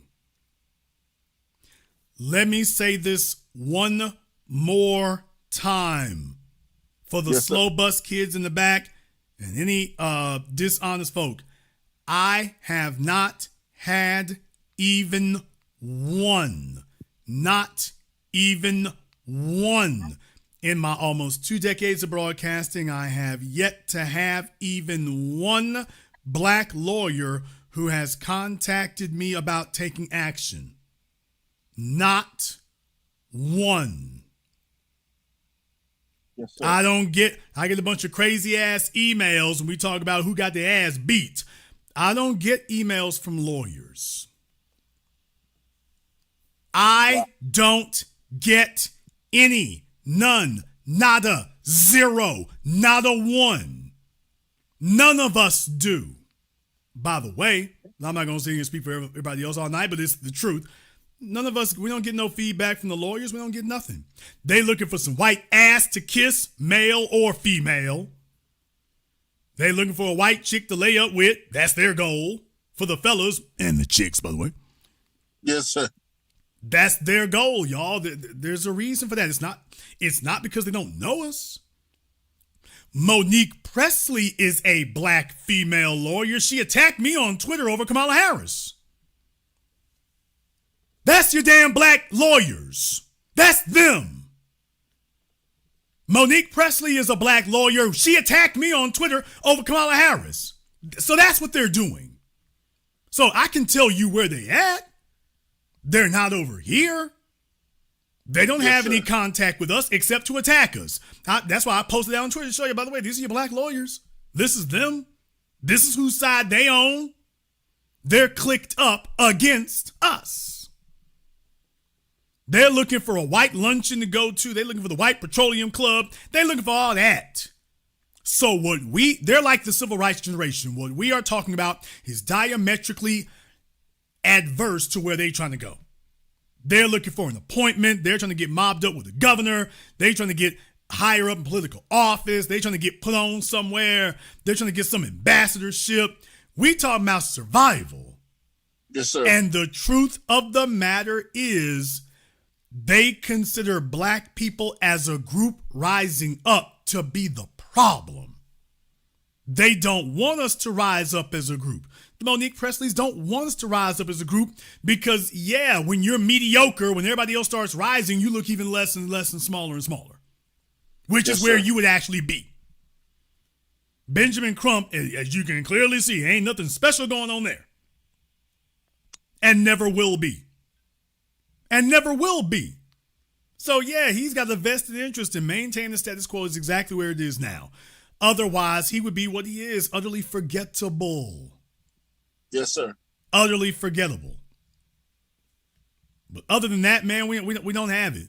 We don't have it. It's not there. And we got to build that.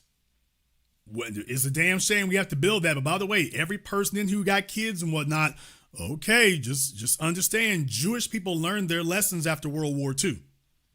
Yes, sir. They learned their lessons. You don't have a thriving Jewish legal community today that came out of nowhere. It came out of the 2 decades after 1945. Yes, Came sir. out of the 2 decades after 1948 and 49. Came out of there. By the time you get to the 70s here in America, you've got a fully built out, fully armored Jewish legal community in America. Everywhere you go, there isn't anywhere you're going to go in America where their rights are just going to be freely violated and frivolously cast off. A Jewish person is always going to have legal representation, and they won't have to go with a public defender. If you are a Jewish person in America, you have access to legal representation and I'm not talking about a public defender. Yes, sir. And I don't have a problem with that. We are the most oppressed people in America, and I'm just saying we're not taking this seriously till we get there. We got more damn basketball players than we do competent lawyers. Okay, but where are we getting hemmed up at? Exactly. So you get what you focus on in this regard. So I'm bringing this up tonight to say Kristen Clark is being used by a system that we should have short-circuited a long damn time ago. Yes, sir. We should have had an army of lawyers crack open Wilmington, crack open Charleston, crack open Savannah, crack open Jacksonville, crack open Atlanta. We should have had an army of lawyers, been done, cracked them open. Ben did that. The NAACP is not doing a damn thing. Has not since Thurgood Marshall. Not doing a damn thing except endless fundraising. But they're not prosecuting anything for us. Yeah, that's not accidental. It isn't. Yes, sir. I'll let you have the last word. Hey, brother, I'm going to just land my plane. Thank you so much for taking my call. As usual, wonderful program. You're the best, big brother. See you October 19th. B1. Thank you very much for giving this call tonight. B1 is always here. Look, I just got to level with you all. It is shameful. It is disgraceful to see those kind of things occur, but that's what we're dealing with. That's what we're dealing with. I just got to tell it to you just like it is. We don't have a black legal community. We don't have a black legal class. We don't have it. We don't have it. Abel here on Zoom. I just need you to turn your camera and your microphone on for me here. All right, Abel, what's on your mind? Yes, sir. Yes, sir. I just wanted to personally say a great broadcast tonight. Everything you basically have said has been right on the point. I do have a particular question, though.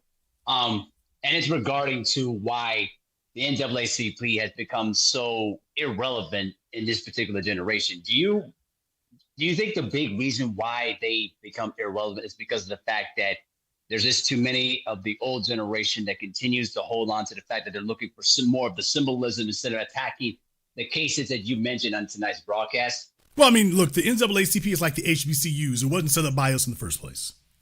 That's the first thing. So that's the first thing you have to understand. The NAACP was not even set up by us. It was set up, I guess at best you can say ostensibly for us, but it was not set up by us. So there's the first thing is, it's us in name only. And now it's not even that anymore because we ain't colored people. But all things remaining equal, yeah, I mean, the old timers, that's a relic of something that they identify with. And why they support it, or at least they used to because they really don't even support it anymore, is because it gave them what they wanted. Y'all got to understand their dream was to get integrated, and they got it. Far as they're concerned, it was money well spent. It was time well spent. They got what they were looking for.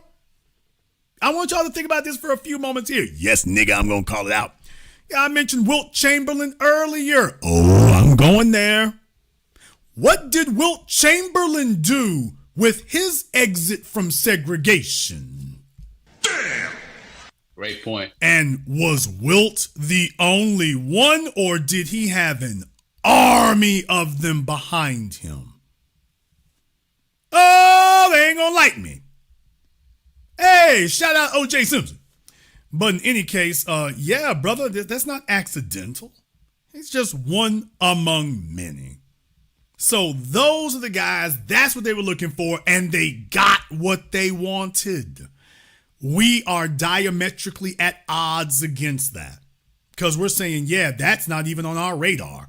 And the old niggas looking at us like, what you mean? We're around there right there. Get your prescription drugs. Go get your prescription drugs. That's where we at. So, yeah, brother, what your goal and theirs? No, the old niggas got a whole different thing. They're like, we got our integration, now we just want to cruise. Only thing we want is a new arthritis medication. Rest of y'all, we ain't worried about it. That's literally where it is. About the court system, well, you know, if you young niggas just stay out them streets, stop making trouble. You know, don't be driving at night. What you out there at night for anyway? Why you driving at the dog anyway? Why you doing that? That's where they are.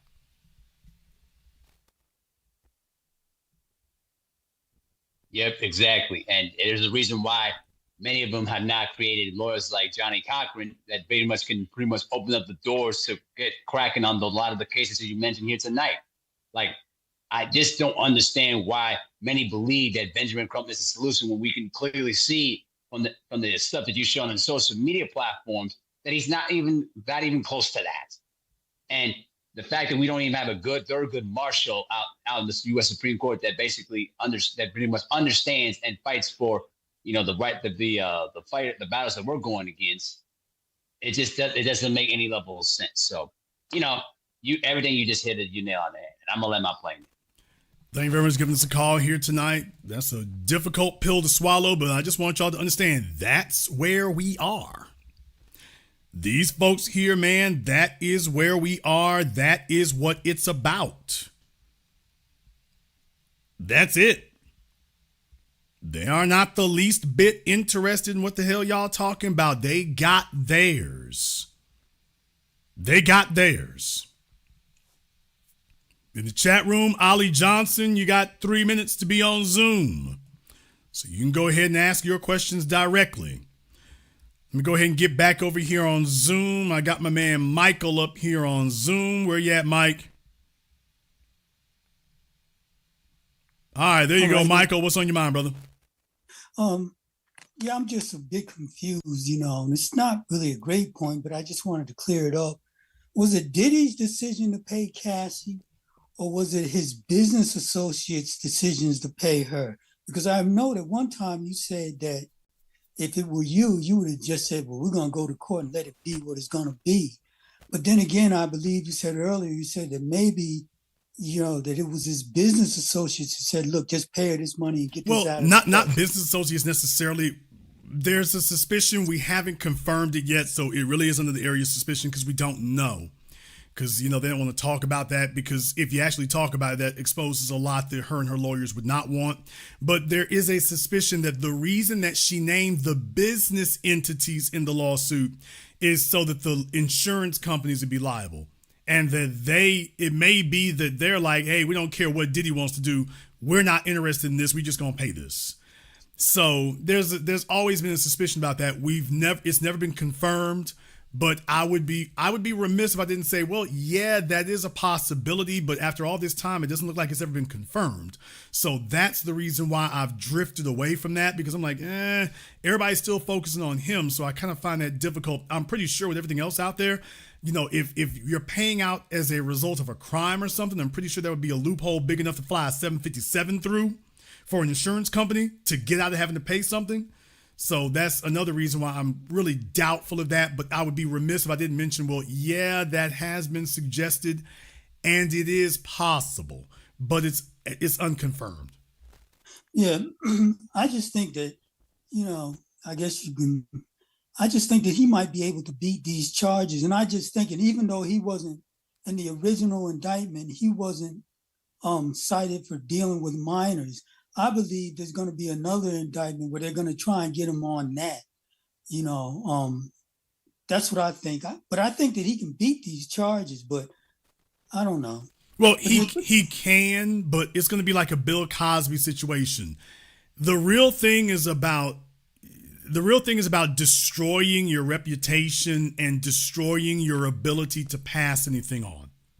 That's what these things are really about. Bill Cosby was their test case of showing Bill Cosby didn't get sent to prison. I mean, he did, but he got out. So, yeah, Bill Cosby beat those charges. And that's the only thing he beat. They took everything else. So what they're showing is, yeah, it's a full court press on you. That's what the goal is now, to destroy the ability to pass on any generational wealth. Well, and finally, even if he does beat it, and even if they destroy his reputation, with the money that he has, assuming that he'll have a large chunk of it left over if he does beat it, he can always be a silent partner in behind the scenes with that kind of money. That is problematic because that's the reason for all these civil cases. So like the white society conspires. So you got the government on the criminal side, and then you got all these white attorneys collaborating on the civil side. That right there is the real problem, is death by 1,000 cuts, because the bar for civil is lower than it is for criminal. And he's in real jeopardy in that. That's why they're trying to find as many people as they can. Mm-hmm. That's the whole point right there, is that even if you reduce how much each one it gets individually, we're going to see if we can find as many as we can. And please remember one more thing. These lawyers are taking these cases on contingency. They're not charging these women for pursuing these cases. So these women are getting representation for free. Yeah, well, they just can't show up in court just because, like, they just say so. They got to have some sort of verifiable proof. And I doubt very seriously if 100 of them got other. No, they do. You do not need verifiable proof. That's not the way civil works. Criminal is beyond the shadow of a reasonable doubt. Civil is, criminal is beyond the shadow of a reasonable doubt, and civil is preponderance of the evidence. Yeah. So think of it as civil is most likely, whereas criminal is proven beyond the shadow of a reasonable doubt. And yeah, I mean, in a civil case, especially you get a bunch of white women up there, that nigga did this, that, and the other, and how they stack these juries and stuff, that's what they're counting on. They've already shown you O.J. Simpson, Bill Cosby. They've already shown you. Oh, we got this down to a science. We can get that. That's why they want as many women as possible. Because think about that right there. You knock down one, and we got 24 waiting behind her. And we've already shown that the majority of those females after Bill Cosby, that was all bogus. That didn't stop them from lining them up one after another after another. We're going to send one at a time. They didn't even give it the ability to fight all of them individually. I mean, all of them collectively. We'll just march them one at a time and just keep going at you. So it becomes a war of attrition that you have to fight every single case individually. Yeah, that's a lot of fighting. And one final point is Ben Crump, as a defense attorney, he doesn't prosecute a case, he adjudicates it. I just wanted to clear that up. Oh, yeah. Yeah, that's what he's there for. And I wanted to point out to everybody, by the way, in case you didn't know this, when's the last time you ever saw him in court? Oh, wait a minute. You never saw him in court. That's not what he does. His job is to negotiate your settlement. Even if it's not in your best interest, it's in his. Thank you very much for giving us a call tonight. It's a dirty-ass game, y'all. It's a dirty-ass game. But that's what it is. It's a dirty game, but that's what it is. We got folk out here, there are lawyers and stuff. They're in government. You're talking about black faces in high places. They belong to the very folk that you're trying to fight against. They belong, they are owned by the very people you think you're fighting against. Joe Biden didn't choose Kristen Clark because he didn't know what she was. He chose her because he did. They don't grab these folk by accident. Kamala Harris is not sitting where she is because they didn't know what the deal was with her. She's sitting there precisely because they do know what the deal is. That's her goal. When they put black politicians out there, their job, black politicians, black news people, black media personalities, your job is to deliver the black vote. And y'all will notice something that's frighteningly, eerily similar. White society is not scared of Joy Reid. White society is not worried about her. So if she was really standing up for black folks, like, by the way, all the real revolutionaries are dead. All the cowards are the ones still alive. Joy Reid is still sitting right there. It's like, oh, they ain't worried about you. There's our proof right there. You're no threat. You're where you are precisely because you are not a threat. No, they're not worried about you. No one's worried about you.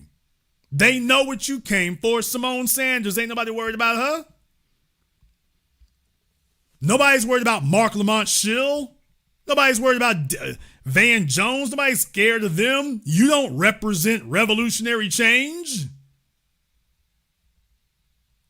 You're not going to change or alter anything. If you were, you'd be getting a radically different response from the society at large. The society at large sees you. Hey, Tamron Hall. Hey, the folk they don't like, it's like, oh, you a threat. Okay, you different. You're different. That's not accidental. Benjamin Crump show up. There are no law enforcement authorities afraid of him. They know what he came for. Every law enforcement division in the world knows what Benjamin Crump is showing up for. Hi, how y'all doing there? I'm looking for, where's the office of payouts? Where they hand out the checks at? None of them are worried about that. Nothing gets to Discovery. Y'all notice that whenever he shows up, cases don't go to Discovery. You don't have any depositions. That's what he's telling these folk. Well, I'm pretty sure we can settle this. I talked to the family and they are agreeable.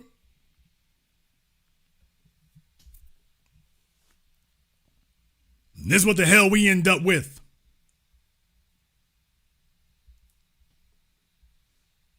There's not a single police department in America that is worried when the law officers of Benjamin Crump send their letter.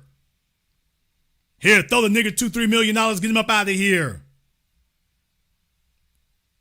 Meanwhile, they just showed you that we can beat niggas to death in Memphis. So let me get this straight. Young Dolph's killers, those guys are getting the third damn degree. And the police sitting up here murdering folk on video. And, I'm coming to take a look at the evidence. And me and Kristen Clark, we had dinner. We had a phone call. And I feel this is just a resolution.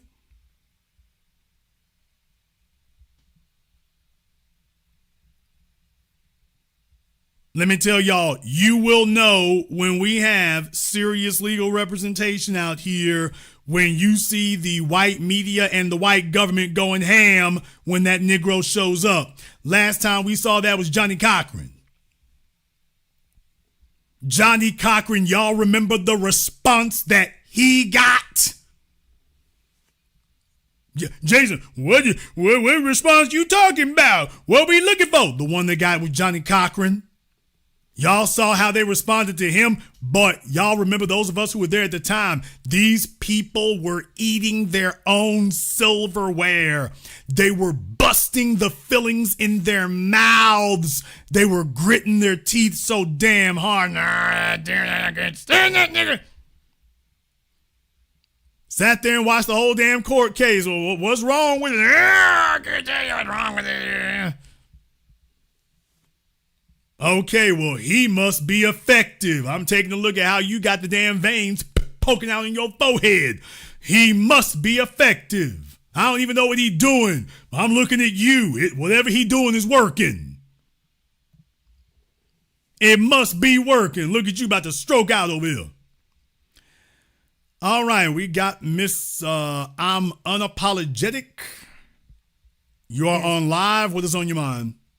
I just wanted to mention on the topic of reparations that back in July at the annual Freedmen's Bank conference they have every year, she announced at that meeting that she was opening up the reparations to, she was opening up the Freedmen's Bank to minority businesses and underserved communities. So the one thing that we had that was set aside specifically for us, she goes in, not only did she say, I'm not going to do anything specifically for Black people, she also said, let me double down on that and make sure and take away anything that's already in place. Because that meant I'm not giving you reparations. That's what the comment for, that's what that comment was for. And then also, taking away, adding these people in and adding this specific language when all the language you needed was already in it. Freedmen's, that was it. But I wanted to ask you one question. Do you think that we would have a better chance of getting reparations from someone like, let's say, Donald Trump, opposed to Biden or just the Democratic Party. Here's the real issue about it. Reparations writ large, that's something that they may have an issue with. The more we have success of these things, the more mainstream it becomes, the more palatable it becomes. That's why, for example, the Freedmen's Bank, and I've warned you all for over a decade now, don't run around with your Black First t-shirts on. Don't run around with that kind of thing right there, because, you know, these other folk don't walk around wearing their slogans on them, letting you know what they're about. They just go about the business. The Freedmen's Bank, and, you know, people like Brother Marcel Dixon, they've been real big about that kind of thing. And I understand why, because the Freedmen's Bank has been a low-key area of interest for me, because this is reparations by other names. These are things that specifically are mentioning us. They are specifically in reference to us. They are specifically relevant to us, as long as we make sure they don't try to dilute it and expand it and corrupt it to something that it's not. No, we do not allow that. The Freedmen's Bank occupies a very specific period in time for a very specific people. Do not allow somebody to come along and try to redefine it as something else. The Freedmen's Bank is also a financial institution. So once again, that's something that can be linked up to all these other areas. Once you have a Freedmen's Bank, now you've got the powers like you've given the red Native Americans. Now J.P. Morgan and some of these other folk, that's why Gavin Newsom rejected that. He's not stupid. He saw exactly what I said. Wait a minute. Jason Black said that this will be an institution. Yes, it will be. As this institution, fully backed by the government and acknowledged by the government, now it has the ability to interact with other institutions. Well, here comes J.P. Morgan and Goldman Sachs and the rest of them, and oh, I'll be damned. Wait, shut that down. So Gavin Newsom at this point is willing to jettison his 2028 ambitions, assuming he can get any. It's like, yeah, that shows you how serious this is. So when I said reparations across the board, the Freedmen's Bank, even if you never use the term reparations again, if you simply solidify the Freedmen's Bank, that's a major milestone in and of itself, never mentioning the word reparations again. And which, by the way, I'm perfectly fine with. You can call it reparations, you can call it restorative justice, you can call it ice cream sundae. I don't care what you call it as long as you cut the check. You can call it anything you want to, as long as it does what I said it's supposed to do. After that, you can call it whatever you want to. A Freedmen's Bank is a major step in that direction. Now you can have a solidified financial institution that specifically is for the descendants. And, you know, when you put that together with its own autonomy, that's a major step in that direction, especially when it has incentives, because that's what they did for the red Native Americans. That's how they ended up with their Indian casinos. Remember, we don't have Indian casinos till you get to the late 70s. Y'all remember that. We don't have those till you get to the late 70s. That's not something that was just always there. Well, I'll be damned. If you had something similar, that'd be it. As far as administrations are concerned, there isn't any administration that is friendly towards us of doing that. So there's the short answer. It doesn't matter which direction you go in. There isn't any administration that is actually friendly to that. There's only a certain amount of power and influence that white society is comfortable with us having. They recognize when we are helpless and just wallowing on the ground. It's like, okay, you safe. You're helpless and wallowing on the ground. Soon as you stop doing that, even for a moment, wait a minute, a chill gets sent through the air. Wait a minute, you're not wallowing anymore. Okay, he's wallowing again. Ooh, it's kind of scary there for a moment. So nobody is really enthusiastic about that. So we just have to level with that reality. That's the bad news. The good news is that's all the more reason for us to stand firm about, yeah, we ain't moving without this. Without this, we don't move, period. So whether you like it or whether you don't, you come talk to us when you want to talk on these terms. Mm-hmm. That's the whole point of doing that. Right. Because they know what we want. I mean, they go out of their way to avoid giving us what we want. So they know what we want. They know we're here. Well, what will eventually happen is somebody is going to get tired of getting their asses kicked, and they're going to pull the trigger because it's the easiest thing to do, and it's the most convenient thing to do. What they'll attempt to do is they will attempt to go after that which they see as the most minimal concession. So if you all want to know how this is really going to go, they're going to go for what they think will be a minimal concession. Bruce's Beach was a minimal concession. Well, let's see if we can do that. Name, image, likeness for the NCAA players, that's a minimal concession. So they're going to go for the low-hanging fruit that they think could just be a minimal impact. Okay, well, none of these is going to be very comfortable, but this will be the minimal one here, and see if we can do that. That's the way that'll be. And that's why we have to stand firm to make it clear that, yeah, once you get started with that, by the way, don't think that's going to buy anything off. Right. But eventually somebody's going to want a tiebreaker, and they're going to have to go for that at some point. Mm-hmm. Thank you for that, Jason. Thank you very much for giving us a call tonight. Like I say, that's the strategy they're going to use there is, okay, can we placate them? Can we keep them occupied? Can we keep them just sitting around? Let me see what they can do there. And if that doesn't occur, then that becomes what it is.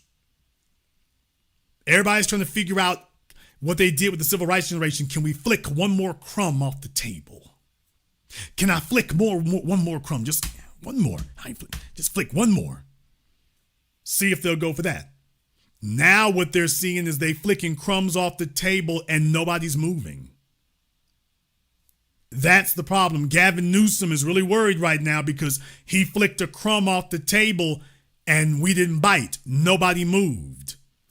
Understand something. There is a chill in the air in Sacramento. He's very worried. There is a chill in the air in Sacramento. He thought he was going to be able to give lip service to it. Everybody's trying to figure out, okay, are you all really going to stand 10 toes down on this tangibles thing, or can we write a good press release headline and that'll be okay? And what they found out is that, yeah, we're not taking any more press releases, no more headlines, tangibles or nothing. And Gavin thought, no. If you all want to know what really happened in that legislative session in California, he didn't think anybody was going to be watching. He certainly didn't think that the news channels were going to pick up on it. He thought that it's a presidential election. Everybody's going to be watching that. Let me hurry up and slip this through and get this legislative session over with. And then we can get this behind us and nobody will notice. By the time they find out what happened, it'll all be over and I won't have to explain anything. And that isn't what happened. And that isn't what happened. He did that, and I'll be damned, everybody was watching. Then he had to come back a couple weeks later and be like, oh, yeah, that other thing, yeah, I can't really do that there neither, so let me go ahead and pull that back. It's like, oh, so Gavin, so you've decided it'll be a total loss. Just recognize that, folks. So Gavin Newsom has decided, okay, it's going to be a total loss. So in his case, what I predict for him, look for him to try to bring in as many illegals as he can, see if he can get himself a Senate seat or something. He's going to try to bring in as many illegals to save himself. Because he's lost the black vote. He's done. That's it for him. So now he's going to try to see if he can figure out some other underhanded way of getting around this, because he ain't really trying to do that. Not really trying to do that.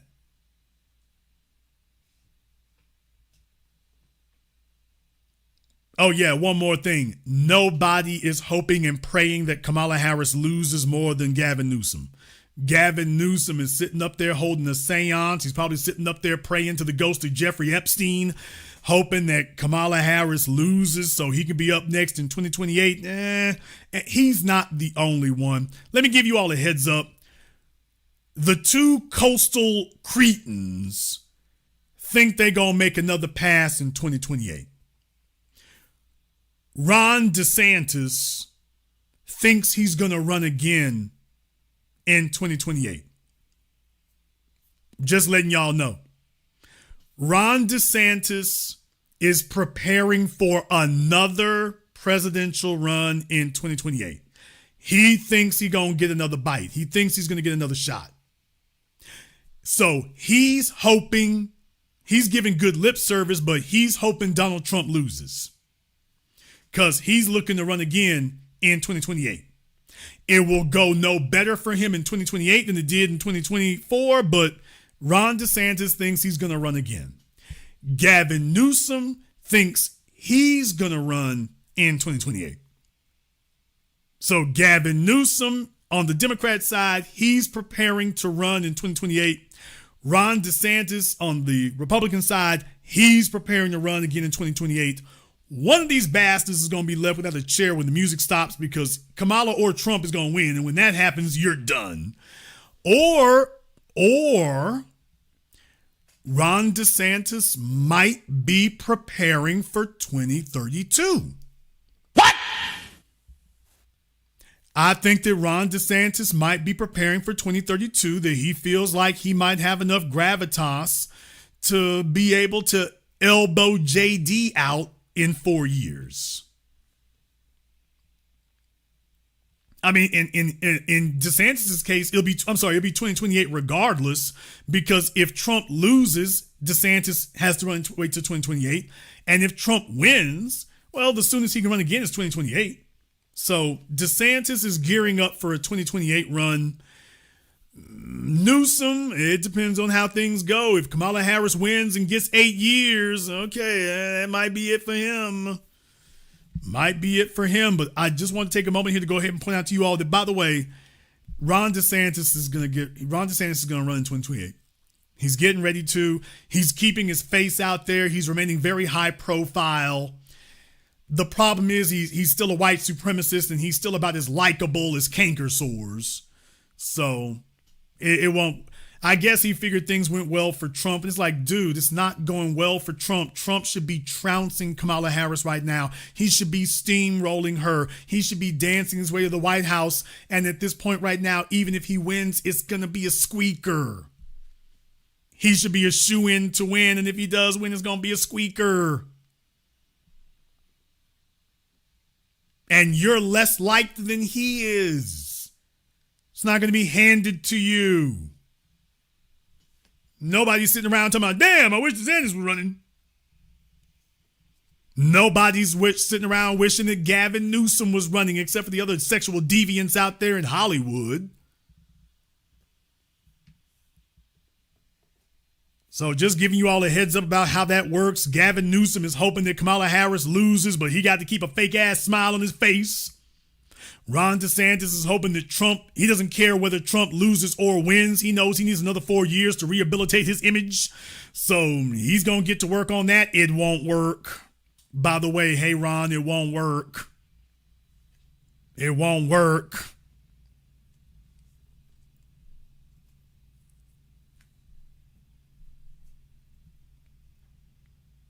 Right now, by the way, brief aside, right now, there are troublesome clouds on the horizon. For those of you who did not know, there are troublesome clouds on the horizon. There are folk out there who don't understand, folk out there who don't get it. Want to show you all something else here, if I can go ahead and get the link up for it.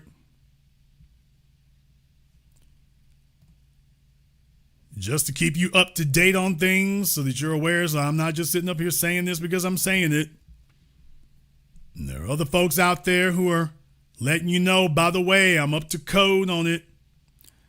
I'm up to code on it.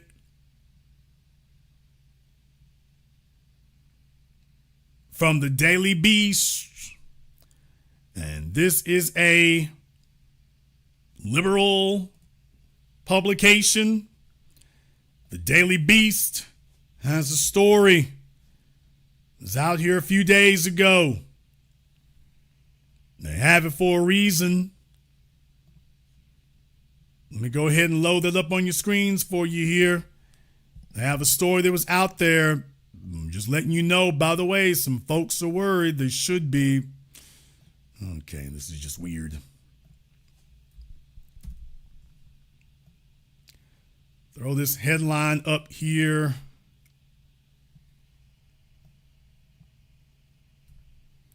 We'll put it on the screen, but they got so many ads on this thing now. The internet is becoming unusable thanks to all these ads. The internet is becoming unusable.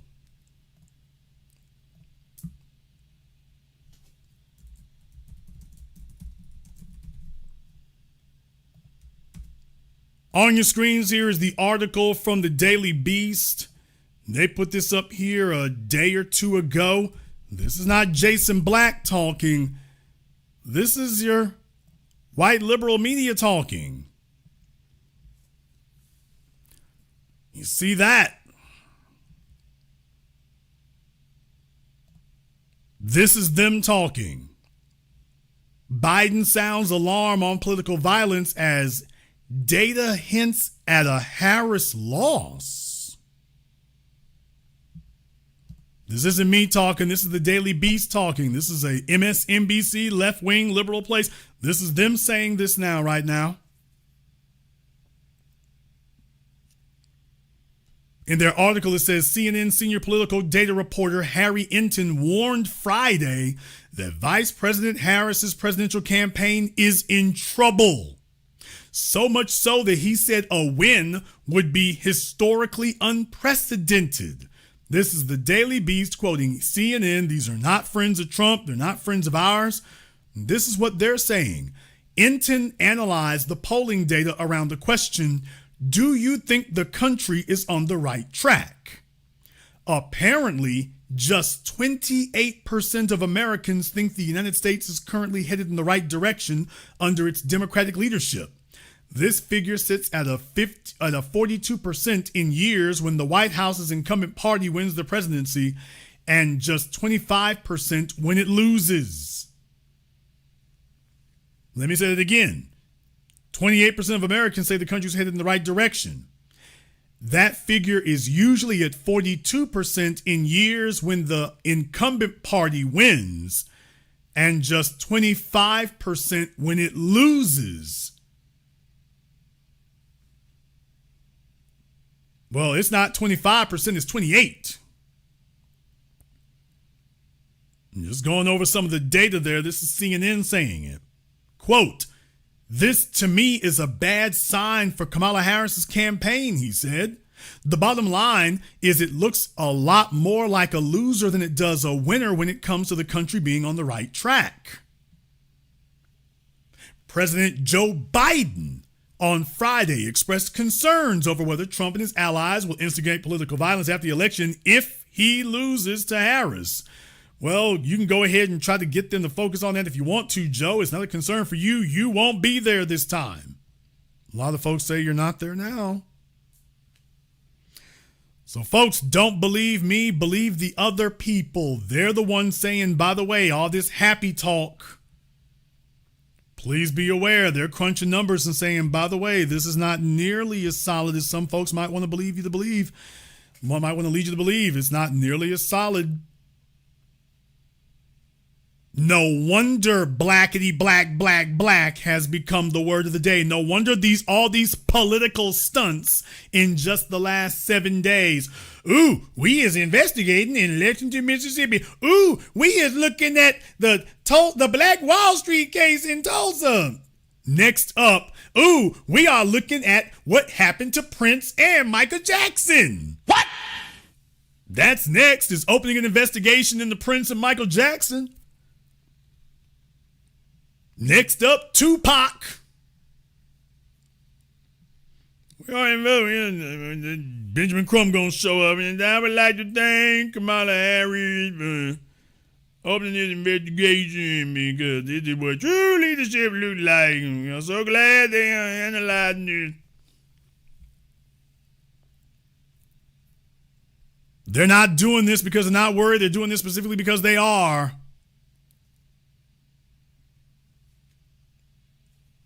They are worried because I'm telling y'all, I said that last week. What are Kamala Harris's internal numbers telling her? If this is what they're doing, what are their internal numbers telling them?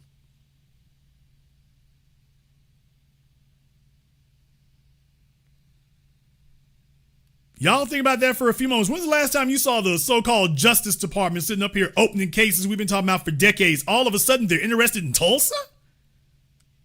What are her internal numbers? What are their internal numbers telling them is going on? What they looking at? Somebody said they're going to look into Jam Master Jay. All right.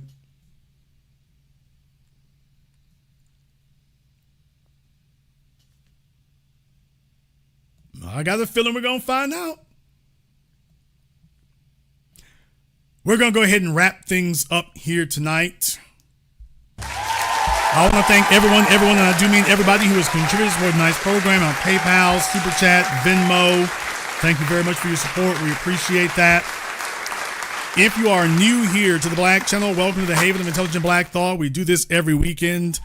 Click that red subscribe button. Click that yellow notification bell. Join us each and every time that we're here. If you haven't been to our website, 8ammovie.com. That is the number 8, ammovie.com. Tickets are on sale now in D.C. and New York.